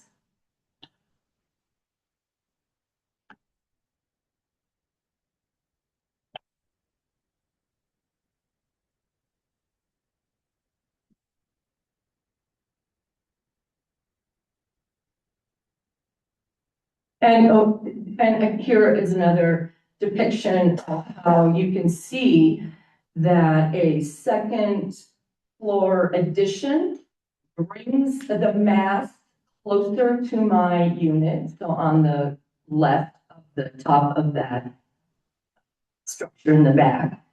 And the attorney and the developer don't talk at all about a 2-story garage bonus room that will sit in the back and how that will obstruct light, privacy, and sunlight. If you can go back again, please. Appreciate it. Is there? But there's one more. So there you go. So, and I really appreciate the attorney for providing these beautiful photos so that I could talk to you about it. So to the left, that's one of the 2 windows of my 1-story galley, right? Galley kitchen. And you can also see how downhill I am. So a structure, the garage, the second floor, again, cannon-like feel, airflow, and sun. And then maybe one more. That's the last photo. Yeah. Okay. Any questions for me personally? No. We don't do that. But you say you're. Oh, okay. Well, thank you. I really appreciate the effort, Well, time, and consideration. you're welcome. We usually limited time-wise, but we wanted to give you a chance. I appreciate that. Would somebody else like to? Anybody else? Going once in the room, anybody else? Anybody online, Andy, do we have anybody out there? No hands are raised online. Well, we're not allowed online anymore anyway. I had asked Caitlin that, she thought it was the first. She remembered the wrong date. Anyway, we'll close the public comment period, And now we get to questions from the board. The board can ask anything of the applicant, including some of the questions we heard from the others. So who would like to begin? I'll start. I wonder if I could ask the architect some questions. Please. So, can we go to sheet A01? That's the one that has the blue shading to show what rear is actually being added. Yeah, that one. Yeah. And yeah, you could zoom in on the dark, where the house connects with the second story to the garage. I'm just trying to understand that. See how it's black? It's, there are two water closets. You know what I'm talking about, Andy? Walking closet. That's one of my toolbars and I normally. Well, anyway, go ahead. You can. Yes, I can answer that. So, the two walk-in closets that are there, what you're reading, I think you're questioning why there's a dark band. Right, I know there's no communication between the two, but I'm trying to understand structurally what's going on there. So structurally, what's happening is the horizontal rectangle is basically stacking on top of the first floor rectangle, right? So those walls are transferring directly down. Okay. Everything that's sort of in that dark vertical rectangle area, that's all area of, I'll call it eave space, because there's no dormer on the garage on that side. Okay? So there's no to depict what's used for space. That's really 4 feet and below in space. So that's why I can't use that in volume. So So there's it'll appear as crawl space, right? right. Okay. That's the door. And then maybe, okay, now can we go to an elevation at the juncture? I'm trying to understand the juncture. So for those two to come together, you're going to see what we'll call an overlay, an overbuild, where it then will lay on top of those roof rafters that we just talked about that are sloping within the bonus room area. That's the dark rectangle that we were talking about. Yeah, I guess I'm sorry. Yeah, go back to the rear view. I mean, what I focused on is mass. Oh. And so I'm trying to understand why, I mean, it's just a crawl space, that horizontal roof that connects the garage addition to the second floor rear addition. Mm-hmm. I mean, I'm just trying to understand its purpose. It's because you want the crawl space, or is it to make sure that I mean, where's the ice going? I'm just trying to understand that piece. So while we say in all of these conversations of any of these flat roofs we propose, it's technically not really flat. There's always going to be a pitch. And so we're going to be going and pitching this flat roof to a gutter of some sort. Yeah. What I was trying to describe in the beginning when I was talking about how the second story sits directly above the rectangle addition below. Again, the bearing line's right here. I can technically stop there, that's where the closet's at, but I don't want water, ice, and such to get buried into this trap. I see. So therefore, we do these overbuilds to help move water and weather away from damming. Okay. Bad scenario for construction, so that's why we do these. No, that's totally clear. I get that. Now, my other question is about the dimensions of the garage addition. I mean, Attorney Mead pointed out several times, of course, you have the right to do an accessory garage that's separate. But the rules on that, and we had a previous case that just came up on that. It can only be 15 feet high, it can only be 22 by 20. So is this 22 by 24? No, if I could go back to that project, that restriction of that size footprint is because they are using the exemption where you can go up to 6 feet to the property line. So accessory structures that are 22 by 24, and less than 15 feet can do that. You're proposing this structure. Yeah. Will meet the side setback, which is 10 feet. Actually, it's 10.6, I believe, on the back corner. So hypothetically, if I removed this structure and pushed it back on the site, Yeah. I meet all the setbacks. It could be bigger. We have plenty of lot coverage still available. Well, I know you have lot coverage, but I guess I didn't realize, I mean, it's still an accessory structure. I thought so No. you're saying that the rule doesn't apply anymore on limiting it to 22 by 24? If Yeah. you, Right, so if I could, Mr. yeah. Hartman. So an accessory structure is limited and detached, right? Yeah. So it's no bigger than 22 by 24 Yeah. and no bigger. This is part of, if I could build 2 principal structures on a lot, so long as they met the standard setbacks. So Eileen's point is, and my earlier point is, I could take this garage, Yeah. disconnect it, make it a lot bigger, Yeah. and just push it back a little bit away from the house As a principal structure, as a principal structure. but it couldn't be used for residential. So in residential, is it complementary to the house, it's considered residential. I can't put a shop in there.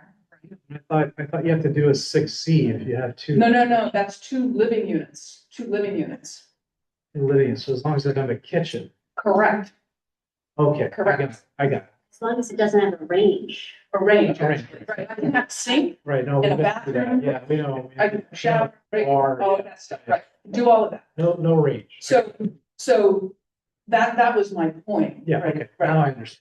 I didn't understand that you could do that, but. So the square footage above the garage is 500 square feet. And then what you're adding on the second level on the back is like 400 and some change. And then, 500 and just over 500, right? 400. no, it's 501 for the garage. Right, It's 64 square feet to get up. to the garage. 66, and then, no, that, Yeah, it's like- That's just a one-story connector from the garage to the mudroom. But you need that to get to the stairs to go up the garage. no, the garage is only accessible inside the garage. Oh, really? That's just part of the mudroom. Okay. If you could go to the rear, Sure, elevation, because there's a door on there. exterior door, You No, I don't think connect- so. You can connect to the garage, yes. There's a Right. door. right, but you have to go, correct, you can connect to the garage, but you have to go into the garage to use the stairs. Oh, yeah. No, I Yeah. understand. Yeah, the stairs don't come into the house. No, I know. that. Yeah. Oh, I got it. But the 64 feet is necessary to walk into the garage to the stairs to go up to the 500 square. Yeah, you can see it's kind of a 1-story, Okay, like glass piece in the back. all right. And then, and this one, I think I know the answer. The covered porch doesn't count in any way because there's no wall.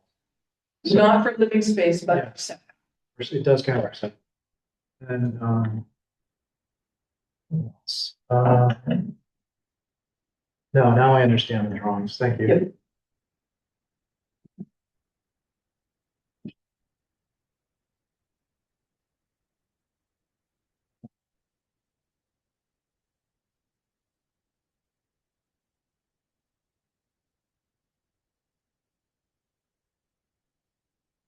I don't have any questions. All right, who else has some questions? Can I ask a question also? Sure.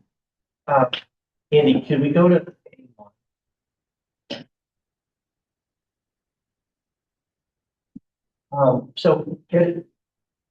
The other.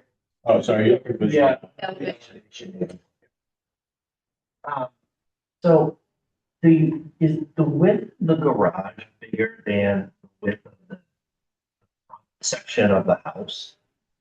That's correct. So there's supposed to be some, consideration given to the subordination of the secondary structure. Right? You have the garage is wider than the principal house. Is that not subordinate? Can you talk me through that? Sure. I guess for the word subordinate, we could also talk about the height of the building as well. Well, yeah. I want to know why the width of the garage isn't. Sure. It's 1 foot wider, so the original structure is 22, and the garage is 23. It's also positioned 28 feet back from the front plane of this original structure. So you could also talk about subordinate in its location as well, in addition to height.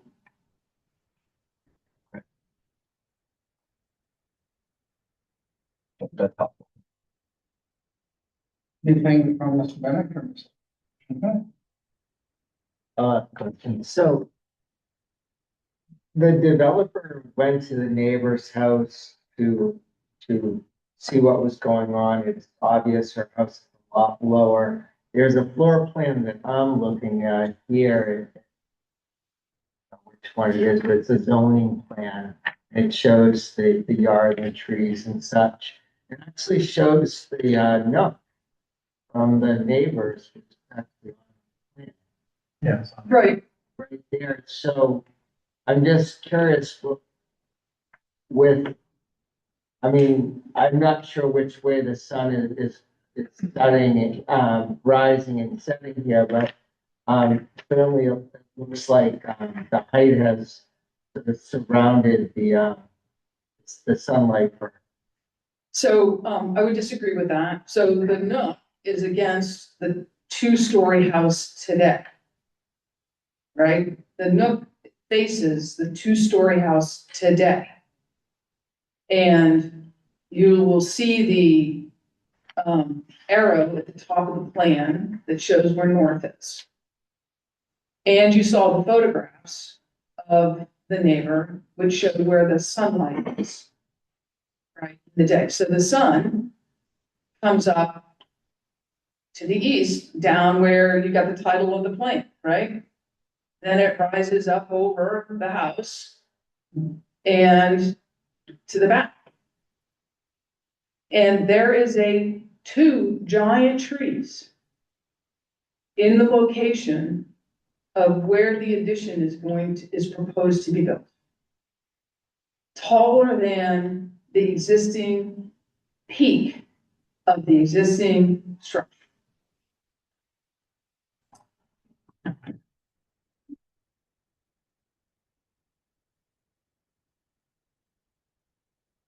But if you look at that afternoon sun as it wraps around that house, the garage is pulled forward, so that wouldn't be an issue. And the addition in the back is a single story. So you would certainly most definitely see the afternoon sun. So I would suggest to you that there is, first of all, a whole tree line across that property along the southern side of the other property line. So, right, so that's all tree and house next door, right? So if you could go to the montage of photographs, Andy, that the neighbor took, all the way at the bottom. Keep going, all the way. You can see it's like there you go, right there. So you can see the sun, right, in the afternoon, where it is, at the patio, coming across, hitting that house that's onto your left.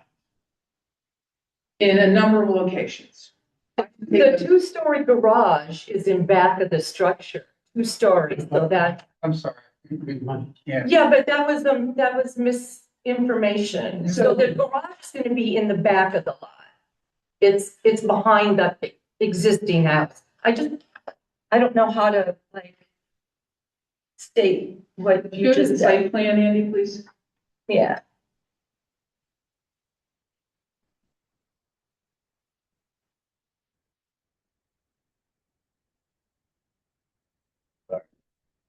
You mean a computer or something?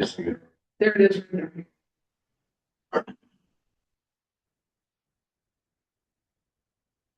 Like the first day of driving the car. Okay. So you can see where the garage is. It doesn't stick all the way into the backyard. It is about 10 feet, I'm gonna guess, Eileen, you tell me, extended beyond the existing one-story addition.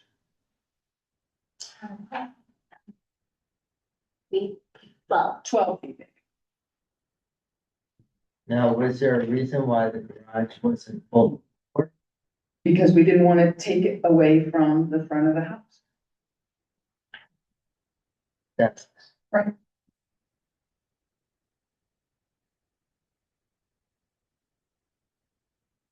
Thank you, Mr. Chair. Anybody else? No.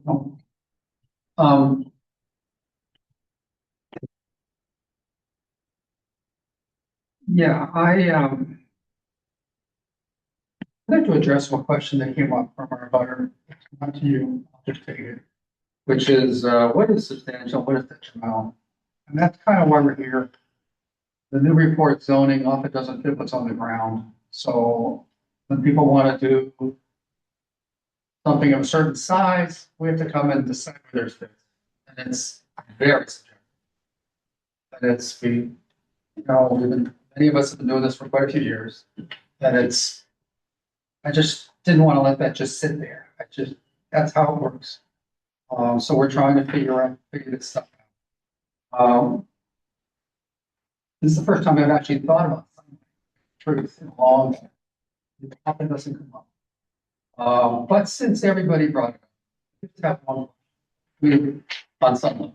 We got this handout here. I haven't seen that. Well, it seems to indicate that at 122, the sun is kind of over the picture on the top right. I guess at any time of the year, you can pick a picture that will show the sun in different places. The sun obviously moves around. But at 122, the sun looks like it's over the one-story addition. And if you put it, I realize the tree is blocking. You keep pointing out, but if you were to put a second story there, at 122 on November 15th, it would appear to block the sun from wherever this picture was taken. I guess I'm just, isn't it true that the sun moves and will block from different perspectives? And yes, if you point out there's several places in the back, you'll still see the sun from. But there may be a place, sun is right above the current addition where you don't see it from. 122 on November 15th. Sure, and there are plenty of times that you will see the sun during the day as well. I just wanted to establish. Right.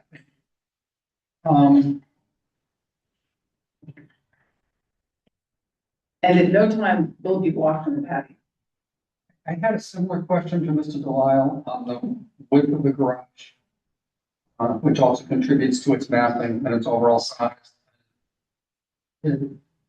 By being wider than the existing Greek revival structure, it makes that thing look somewhat secondary. I realize it's closer to the street. But since he already asked the question, I will not ask it again. I think it might be helpful to go to this, to the rendering, because it shows a perspective. Yeah, no, I realize that. But still, it wouldn't feel as big if it wasn't as wide. Not very many of us have garages at all, much less two-car. So Well, some very many of us have 14,410 split lots. yeah, it is a very big lot, but much of that lot is in the back. Anyway, I don't have any other questions. So, it's questions from the board. And now we get to deliberations, where we're deliberating on whether there are any new nonconformities for the special permit, and then whether it is substantially more detrimental to the neighborhood than its existing building. Who would like to begin? I can go first. Sure, thank you. First of all, I want to make clear, I read all the materials and I really do appreciate the time that was spent by the letter at number 26. We hear you. Also the case law, we do take all that very seriously, and we're not getting paid for this. So we take it seriously. But I do want to, in fairness, just point out that for Newburyport, to be 33 feet away, your breakfast nook that's significant distance. And so, I don't think normally, we would require a shadow study. I do wonder, the technology is so relatively cheap now to do a shadow study. It's just something I want to kick around there. If it weren't cheap, I wouldn't require it, but maybe just to demonstrate what we're saying makes sense. Maybe it would be possible to generate. But it's actually not that side of the project that I'm worried about substantial detriment. Yeah, so it's the garage. I mean, I totally, it's absolutely true. This is a very large lot. And I understand now, that they could, by right, do another principal structure in the back, that's similar to this. But it's actually the frontage that I'm more concerned about. I think that's, most of the public mainly is going to experience this property from the front. So that's exactly the right image. That the problem I'm having, and I'm not quite there yet, is because this is flattened, it's a little misleading. You have to look at both this and the rendering to understand what it's going to look like. Obviously, obviously, but to me, if you hadn't set back the garage addition 28 feet, it would be completely unacceptable. It would be absolutely substantially more detrimental than the existing building. I'm thinking already, you may not need all 23 feet width. We've had other cases where developers been willing to narrow the building a bit. But there was something that the abutter brought up that is a good point, which is that, typically we do a site visit individually. We don't typically do it as a group. I haven't been to this site. I admit that. So I'd like to, wish I could go and utilize, just to be careful. I'd like to do that. I'd like an opportunity to do that. So I'd rather not vote tonight so I can go look. But I think this is close because the garage is set back, garage addition. And I don't think it's outlandish. I don't think, but there may be some tweaks. I actually don't think the second story addition on the 1997 one-story addition is particularly troublesome, but again, it's hard for me to imagine it in two dimensions here. It's hard for me to imagine what it's actually going to look like from the street, the rear addition. I'm not talking about the garage anymore. Yeah. I mean, all I have is this rendering. I'd like to go in person and walk on the sidewalk, take a look. Those are my thoughts. Who would like to share their thoughts next? They don't really do it. Oh, I did. Or the comments from Clement. Thoughtful artwork and putting your comments together. I just wanted to put this in some context for you here. There's sometimes a misapprehension. What we look at and how. I'm going to start by dealing here with law school class. And that property class, there was a principle called the Doctrine of Ancient Rights, which said that every person had a common law right to light to go in their window. Pretty good for your arguments so far. However, over the last 200 years, that doctrine has been ignored and rejected by courts. And the reason is that, as you can imagine, that doctrine frustrates and inhibits development, particularly in cities. But they're surrogates for the doctrine of ancient rights. And those surrogates are zoning laws, which have height restrictions, setback restrictions, and in this case, a legal test, which you have identified as whether or not this project creates a substantially more detrimental to the neighbor, not to one person, the next door neighbor, but to the neighbor. So your concerns are well founded. However, we have to find that it is substantially more detrimental to the neighborhood. So just throw that out there. Finally, doing a lot of research. I appreciate this. You listed a number of cases, little swibs, and I read them, some interest.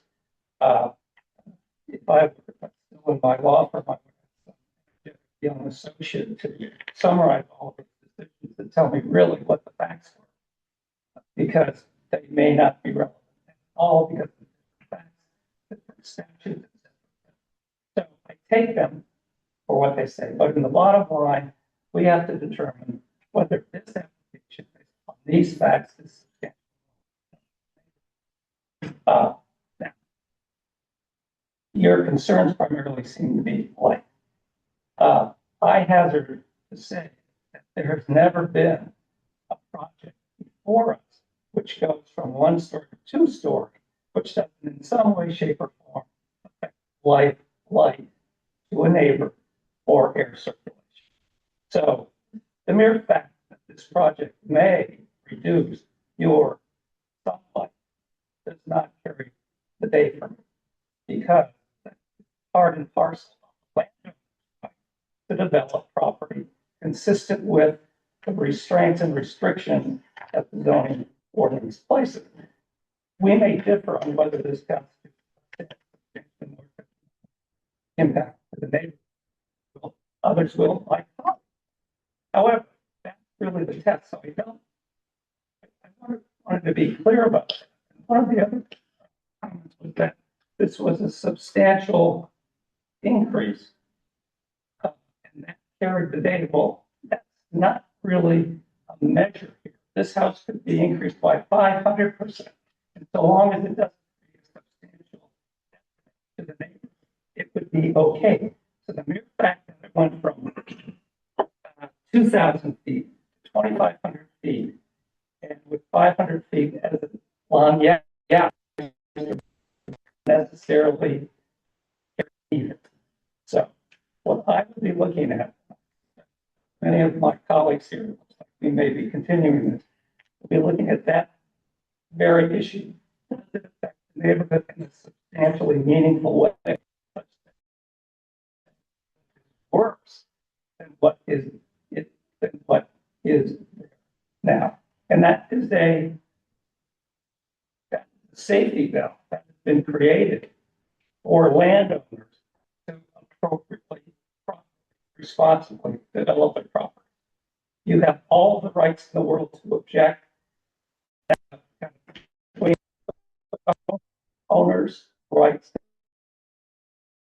and how they are by us under the strictures of the.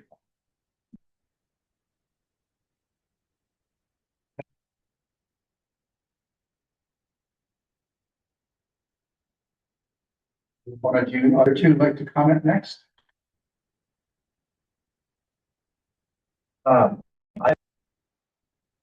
Yes, go ahead. Well, I think that, based on my concerns going from the small yellow garage to the much larger proposed garage, I share the same concerns that Mr. Ackerman voiced earlier. You know, we're seeing these renderings. It's hard to extrapolate what the rendering is versus what the flat picture is versus what the plan is and get an adequate sense of what it's going to be when it's built. So I think, you know, taking another look at this, maybe narrowing the garage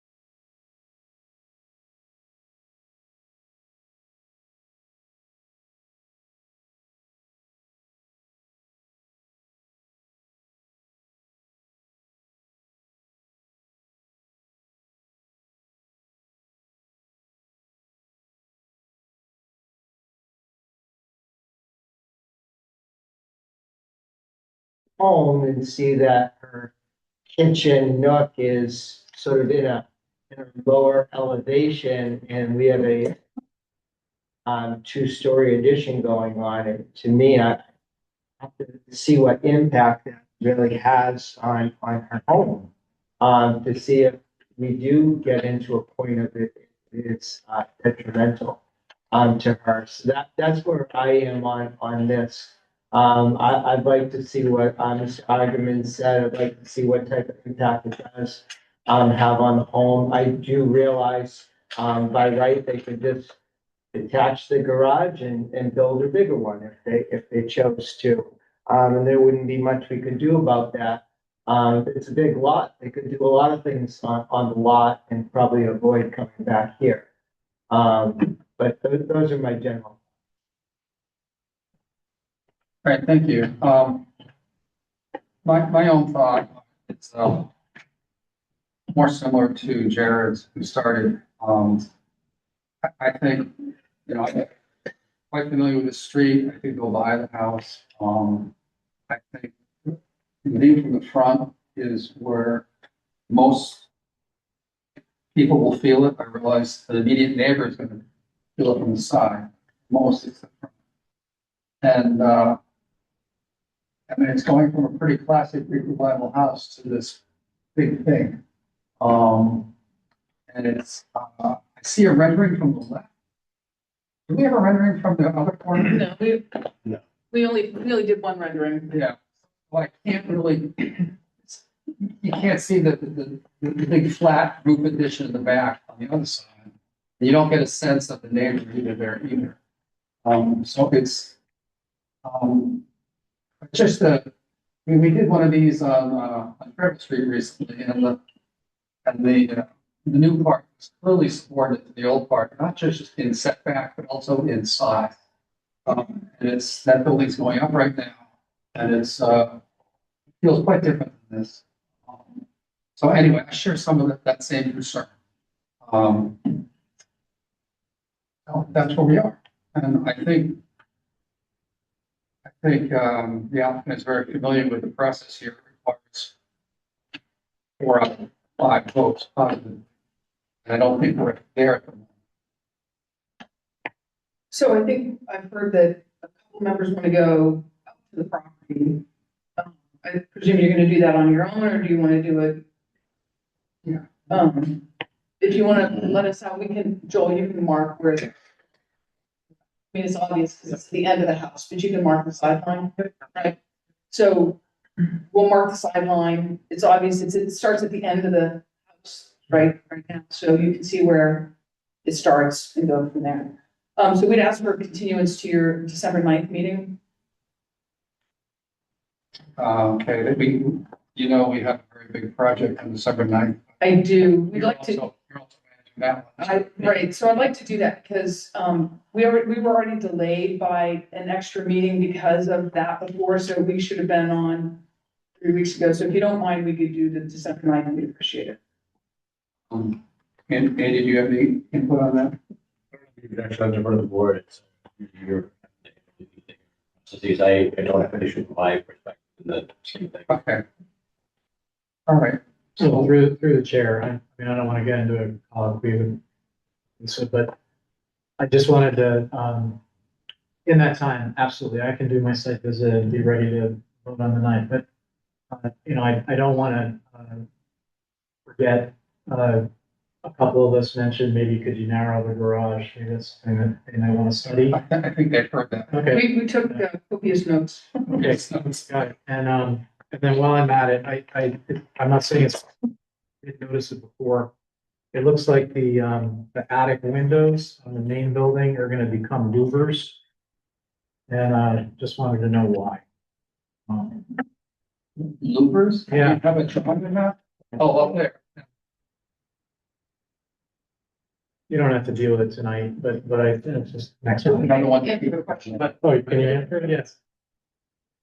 So some of the challenges on the second floor here is a lower ceiling height.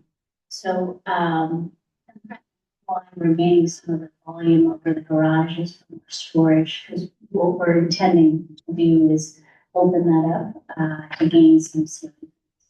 In the process of raising the ceiling there, it collides with the window, and thus the change, the modification to that.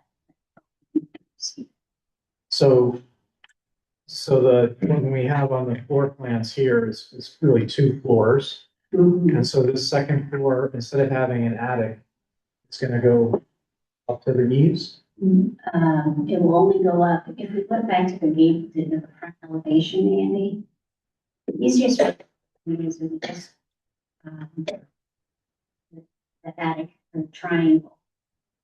So we just went up to a third of that height, if you will, and thus it would cross over. I see, so you'd have a joist going across the window, Existing. and that's true on the back. In the back. Yeah, okay. But the back was different as proposed, because we had another gate. So you never saw that. It was an overlay. Okay, interesting, okay. All right, thank you. All right, so, we have a proposal to continue this until December 9th. Is there a motion? Well, I'll make the motion. I Is there a second? It's removed. Who seconded? Larry did. All right, we shall vote. Mr. Delisle? Yes. Mr. Bennett? Yeah. Mr. Junta? Yeah. Yes. I vote yes, that's fine. That is unanimous. Thank you very much. Thank you. That gets us to our final hearing of the evening.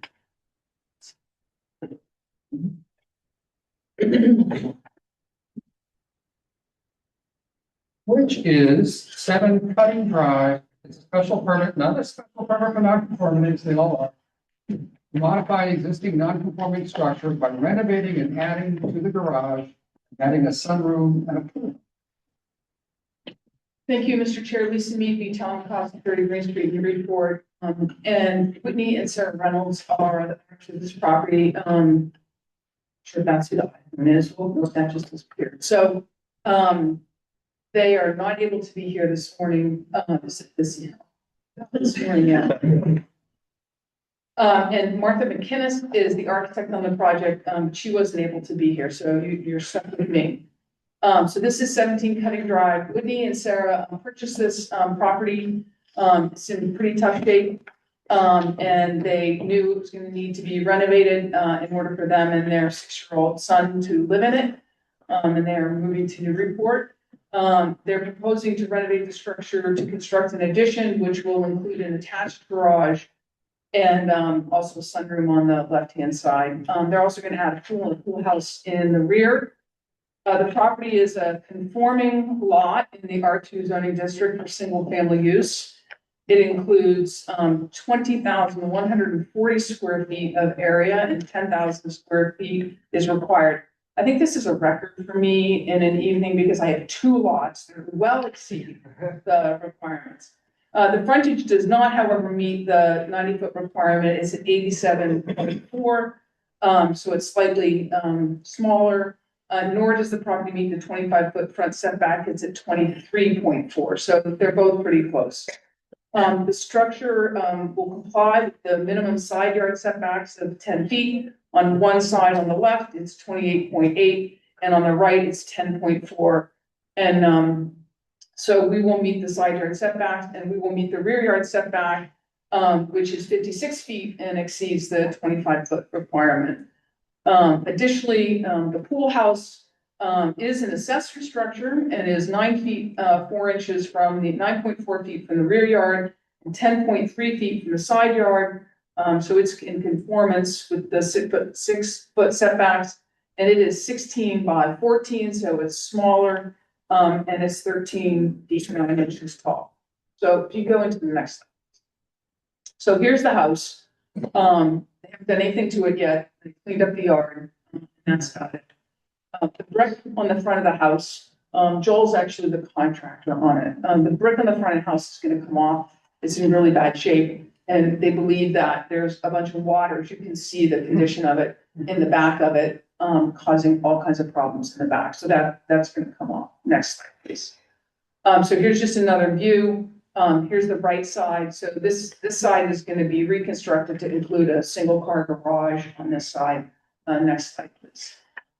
It's a pretty unique lot. You can see it's kind of a pie shape there off of Cutting Drive. And so it's a good size. It's kind of that radius. Next slide. So here's the proposed front elevation.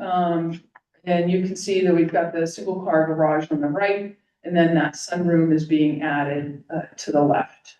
Next slide, please. And again, you can see those additions on the rear of the house as well. And next slide, please. And then this is the right side elevation, and I'm going to apologize here. Both of these elevations were mistitled in the package. And also, we have resubmitted the site plan because it had the right and left side setbacks reversed. And so Andy has a new site plan that was submitted this afternoon. Next slide, please. Here's the left elevation. You can see the sunroom, the new sunroom on the right-hand side, excuse me, on the left-hand side, on the bottom elevation. Next slide, please. So as your test, there is no new nonconformities that are proposed here. So we can get over that hurdle. Next is whether the proposed changes will not be substantially more detrimental to the neighborhood than the pre-existing non-conforming structure. If you go to the next slide, Andy. And we believe the board can find that the proposed additions will not be substantially more detrimental to the neighborhood. So before we move on, let me just say the proposal is adding 656 square feet of living space, in case you wanted to know what that was. And the current existing is 1,219. So we're going to end up with about 1,700 square feet of living space in the end. The house and the addition all fall within the dimensional and setback requirements, both of the principal structure and the accessory structure. And so if we could go to the next slide. So here's the neighborhood. I don't know how many of you know Cutting. I actually know it pretty well because a long time ago I rented a duplex on Garish, which is right down around the corner. It's a great neighborhood. The families are fantastic, and Whitney and Sarah have been the beneficiaries of that. They've been on site and been invited to all kinds of barbecues and everything. So you can see the project in the middle. You can see that houses are all about, there are different capes and ranches up there. Some of them got a couple of additions on. We're going to show you some photos. So we go to the next slide, please. So here's a ranch at 21 Cutting. But you can see to the right of that, you can see there's a cape sitting over there with a couple of dormers on it. Next slide, please. So here's a cape with a little addition on the side. Next slide. And another cape with a garage addition and a connector. I don't know if that's 11. Let's call it a connector. Probably a family room. And another ranch with a little addition on the side. Next slide, please. So here's one that's gotten a little bit bigger. You can see that there's been an expansion of the cape, which I think was originally a cape. Maybe it was a split with some additions off to the side. Next slide, please. And again, another cape. Next slide. There's got a ranch that's been expanded. Next slide, please. And then 6 Cutting, another expanded ranch. Next slide, please. And then another ranch lifted a little bit. Next slide, please. So we think that the addition of the sun porch on the right, on the left, adds a nice balance to the garage on the right, which merely takes up the place of the existing addition on the right-hand side. It's going to continue to be a Cape-style home. And as I said earlier, we don't impact any of the setbacks, and we're not even impacting the front yard setback, obviously, and not the frontage itself. We believe that you can find that it will not be substantially more detrimental to the neighborhood than the existing structures. I also included in the filing 3 letters of support from 15, 19, and 21 Cutting Drive. Thank you, Mr. Chair. Thank you. Is there anybody here who would like to say anything? Anybody online out there? No. All right, close public comment. Go to questions from the board. Does anybody have any questions? I just have one. The materials on the outside, that's really the only question I have. I know you don't have the architect here, but, Well, I asked the question. yeah, so, So it's hardy board, board and batten board is and the style. the sort of the farmhouse style. Right. All right, any other questions? Okay, we go into deliberations. Who'd like to begin? Mr. Becker? So, I support this project.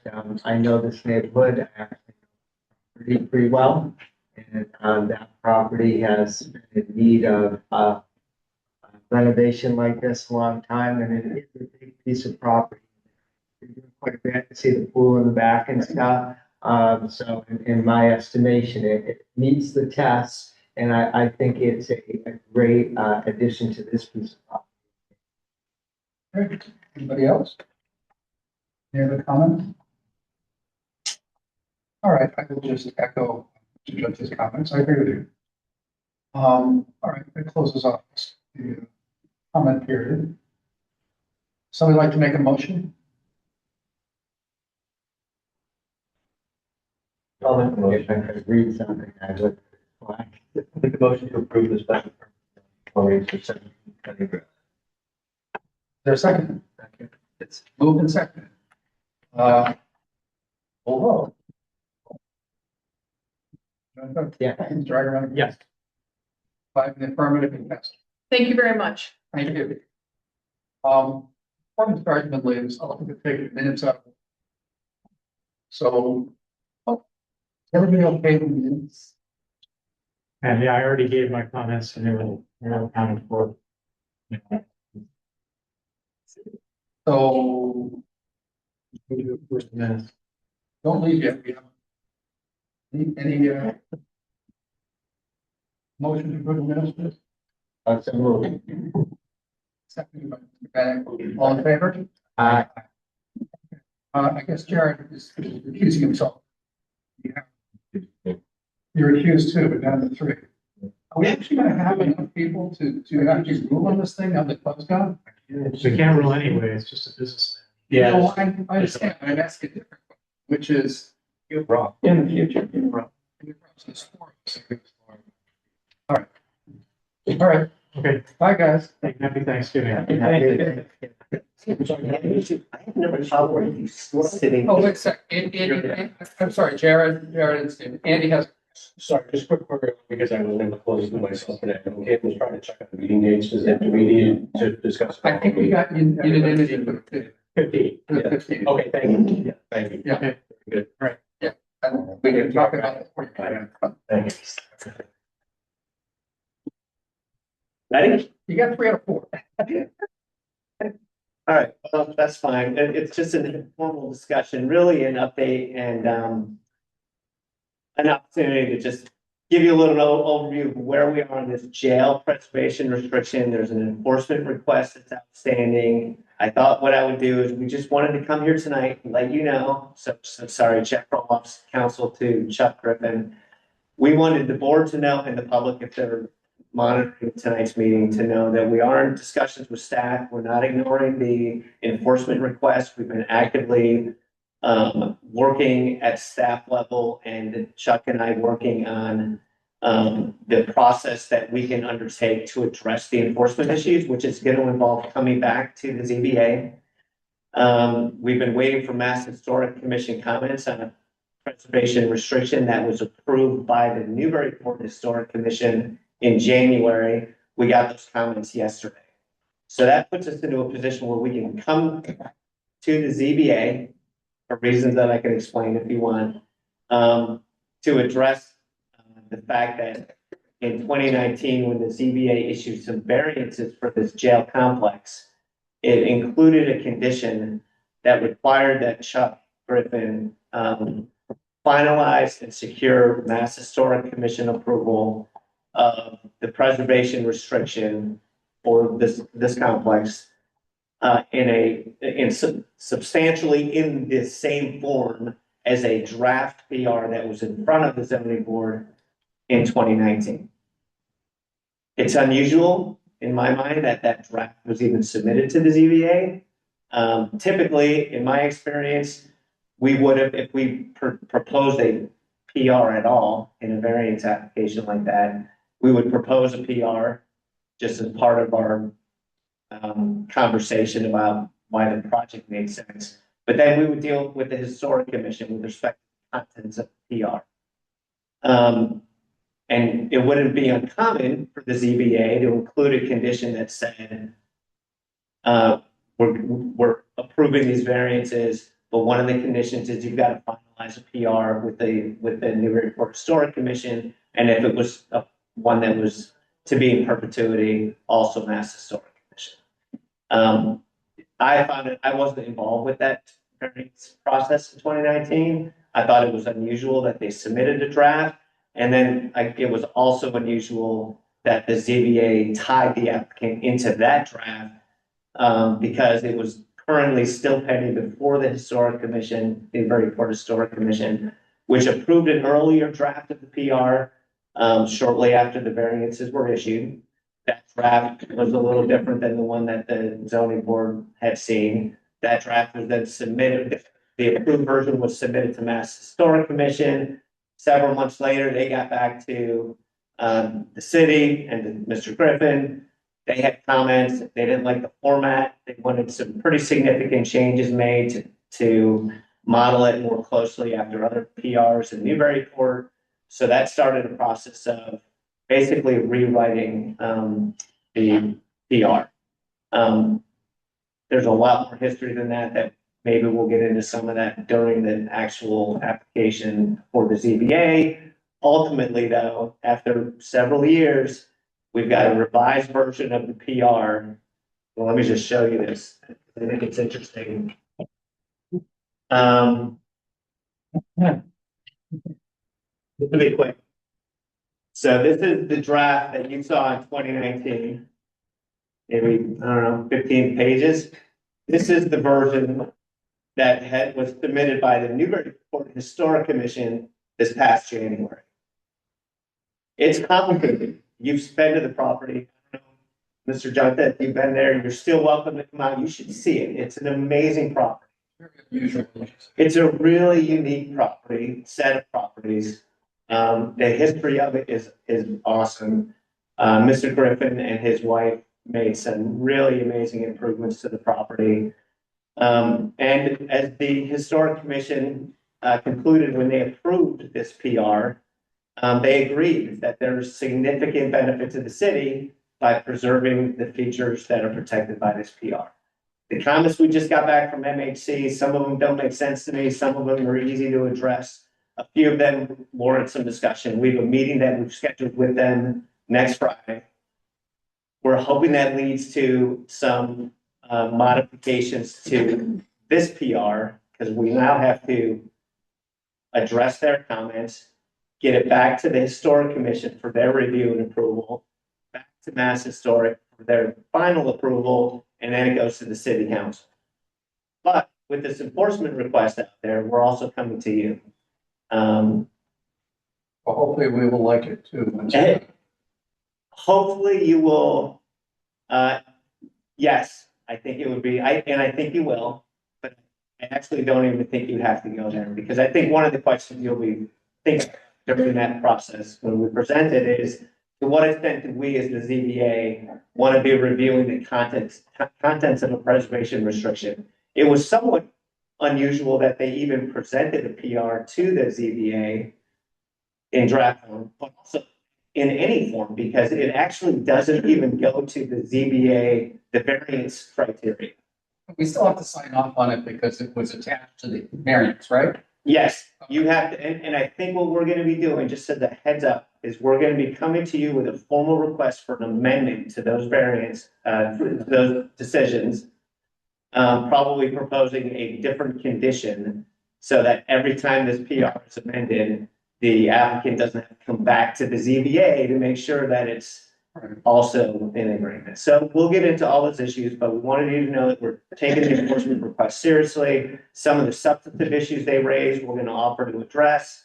So that process, if the discussions with MHC go well, we may initiate it by filing an application in December or early January. So get us in front of the ZBA late January or sometime in February. And I think it's gonna be, hopefully, it should be a pretty straightforward. So that's where we. I appreciate the update. You guys have any questions?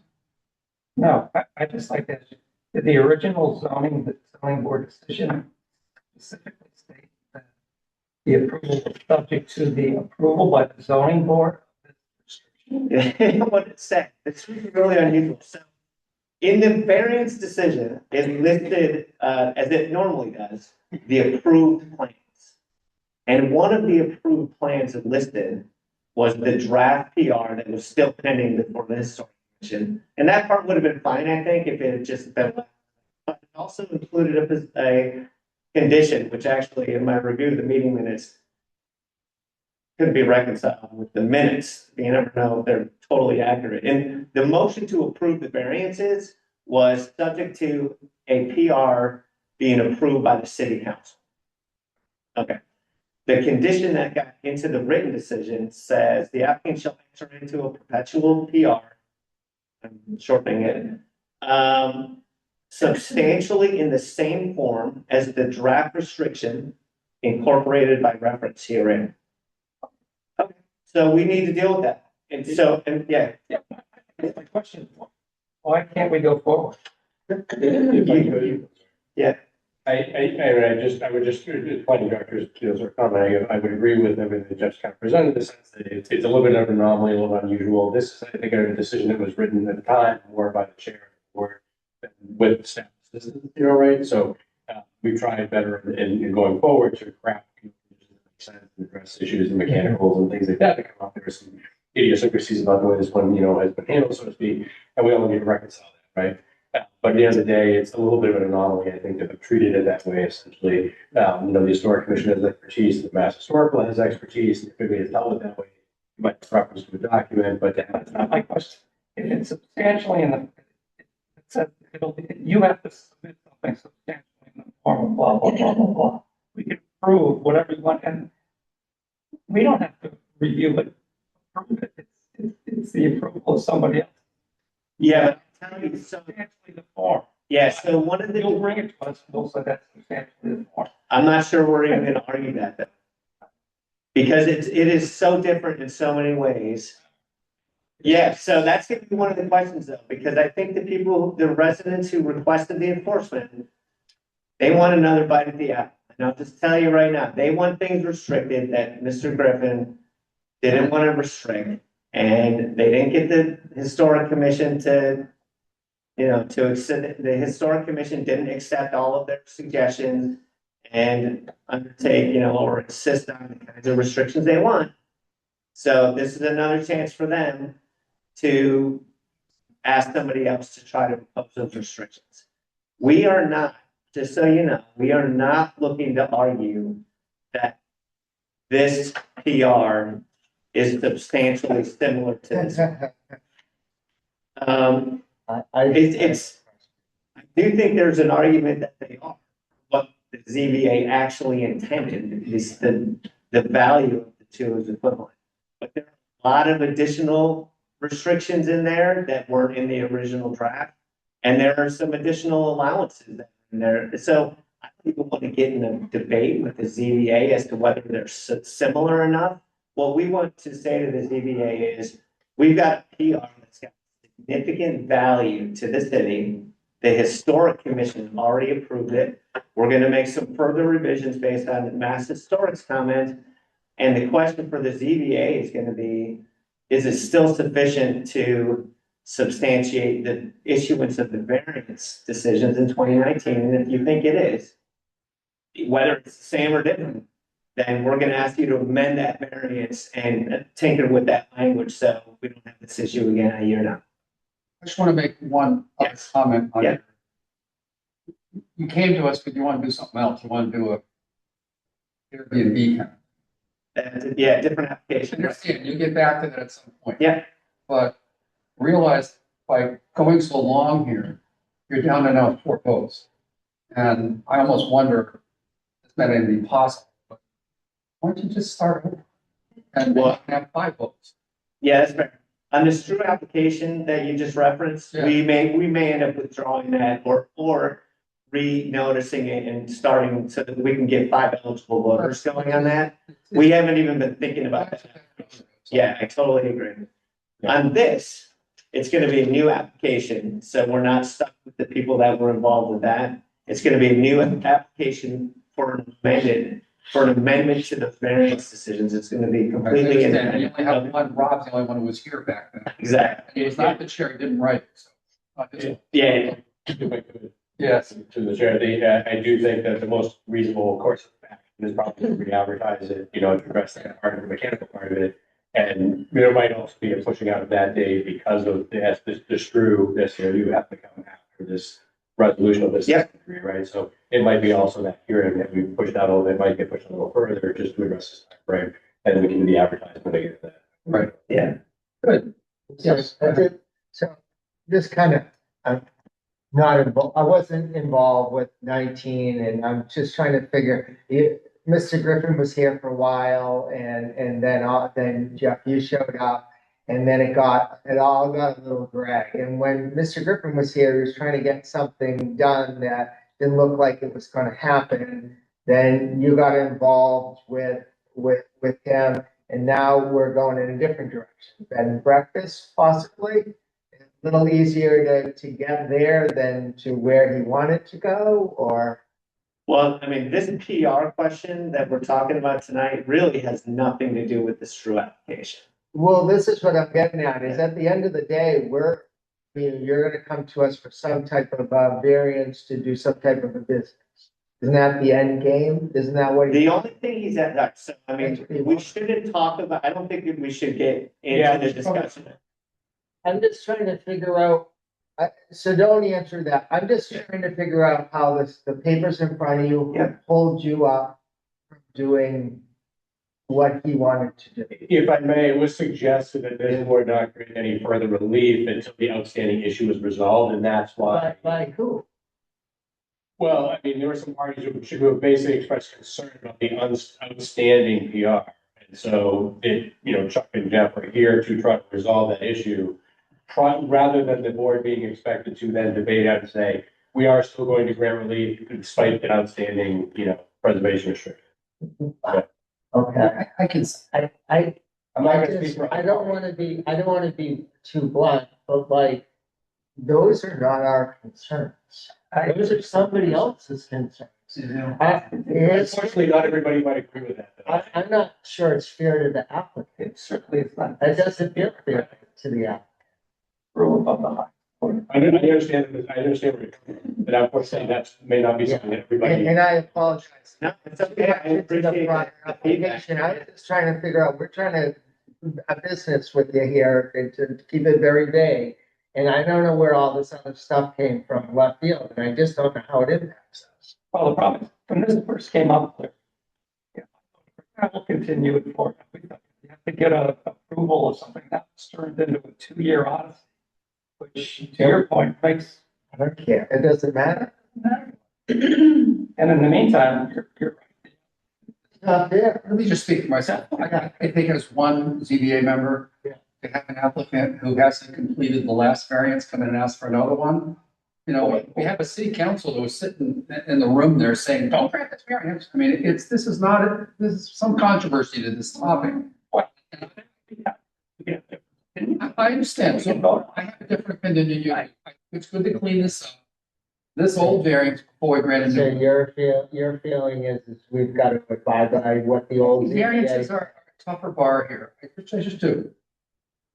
Well, I go back to the language of what the variance subject to approval of. Yeah, so we're gonna be. And approve. I'm not gonna vote something that Mass Historic has. We're not approving that. Yeah, so I think just to be clear, I think the application we're gonna be submitting is an amendment to that condition. We're gonna be asking you to amend the 2019 variance to change the language of that condition so that the ZBA isn't in the role of reviewing the contents of the PR. That's it. And then, if the board is willing to grant that amendment, to make that amendment, which, you know, we'll debate what the merits of that when we get to that application, then we're good. Then we still have to deal with Newburyport Historic Commission and Mass Historic Commission, as we should be, to get this thing finalized. If you guys haven't seen this building, take him up on it, because I think it's. Larry, we can give you a tour anytime. It's worth seeing, just as a resident of Newburyport, it's a really, really. I was shocked to see the inside of it, quite frankly. It did not look like what I expected. It looks like a jail with bars. It is a jail. I mean, it's pretty amazing. Let me ask one more just devil's advocate question. Yeah. We have had attorneys come before us to the ZBA, and we've asked questions like, well, wait a minute, have you gone through conservation? And they're like, oh, well, we're coming through here first, if we're gonna go there later. Yeah. How is this any different? Every The project, ZBA decision was making specific reference to this document, and that's where it gets tied up. That's Yeah. where it brings it back. I'm just trying to get. Yeah, conservation, totally separate jurisdiction in parallel. This one is actually tied directly into the ZBA. Coming back from 2019. it didn't have to be. I mean, I wasn't involved with that application process. My friend Nick Cracknell, who you probably know pretty well, he took the lead on this project. And Nick always is about, in support of this project, whether the criteria care about it or not.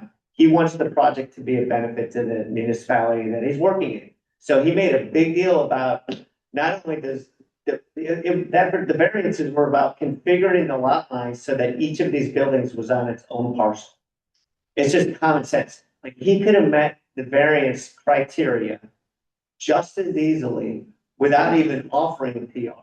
But Nick, in his normal way, said, Chuck, let's add some real public benefit here. Propose a PR. This complex is amazing. It should be restricted. So he talked him into it, and he touted it in his ZBA application. And he could have done it just by saying, we'll put a PR on property and we'll deal with the historic commission when we do that. And I think the ZBA back then would have been totally fine with that approach. But as part of the application, he submitted a draft.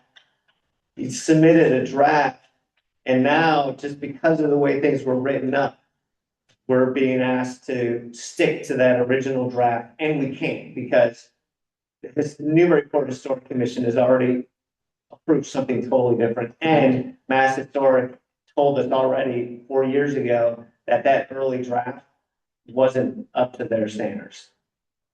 Okay. So it was like, it created an impossible situation. I'm looking for a motion to adjourn. I got it. Thank you. Thank you. We have a motion to adjourn. So moved. All in favor? Aye. Thank you. Sorry. I predicted 9:30 to my wife. It worked. I tried to move. That's the problem. I'll give you two. All right. It's really. I appreciate it. Have a good night. All right. One copy of the. Here. Thank you, that's good. Thank you. I'll use yours. Oh, no, I'm good. I should give you yours. No, that's. You can hang on. I just wanted to give you a, thought on this. Yeah, know this, but, and it's just, it is driving me nutty, but this 17 cutter, I think, was maybe one, but some of the files that people have uploaded as PDFs or plans that are rotated where you can't actually upright. And I don't know if you've noticed that or frustrated by it, but I find that to be sort of like an unacceptable thing for applicants to give you because you can't, you know. Yeah. So anyway, we can't stop people from uploading files, right? But I've been trying to work with staff to make sure they have the instruction where basically if they've uploaded something, they get to the hearing and we're here and they have to fix this issue. That's like the equivalent of giving a plan that's unacceptable for filing because you should not have any plans to view, you know, you should need Adobe and to go through the steps. In my opinion, like if they've done that and we've gotten here, I think staff always, you know, tell them, look, you've done something wrong, you need to fix it. But I think at this point, like if they're here and they're presenting a set of plans, and we're supposed to be pulling up something that's rotated incorrectly, you submitted something last minute that's not, and it's unacceptable. Like, and I think, and they should be sent home because that's just absurd that the general public even can't view the plans. They have to look at their screen like this. So. They're professionals. Everything should be spit checked. Yeah. Well, Yeah, you have to do every single page and then you go to another page, the other one, yeah. Right, it is. Yeah. It's terrible, I hate it. Yes. All right, thank you. Bye, everybody. Happy Thanksgiving. You too. Yeah.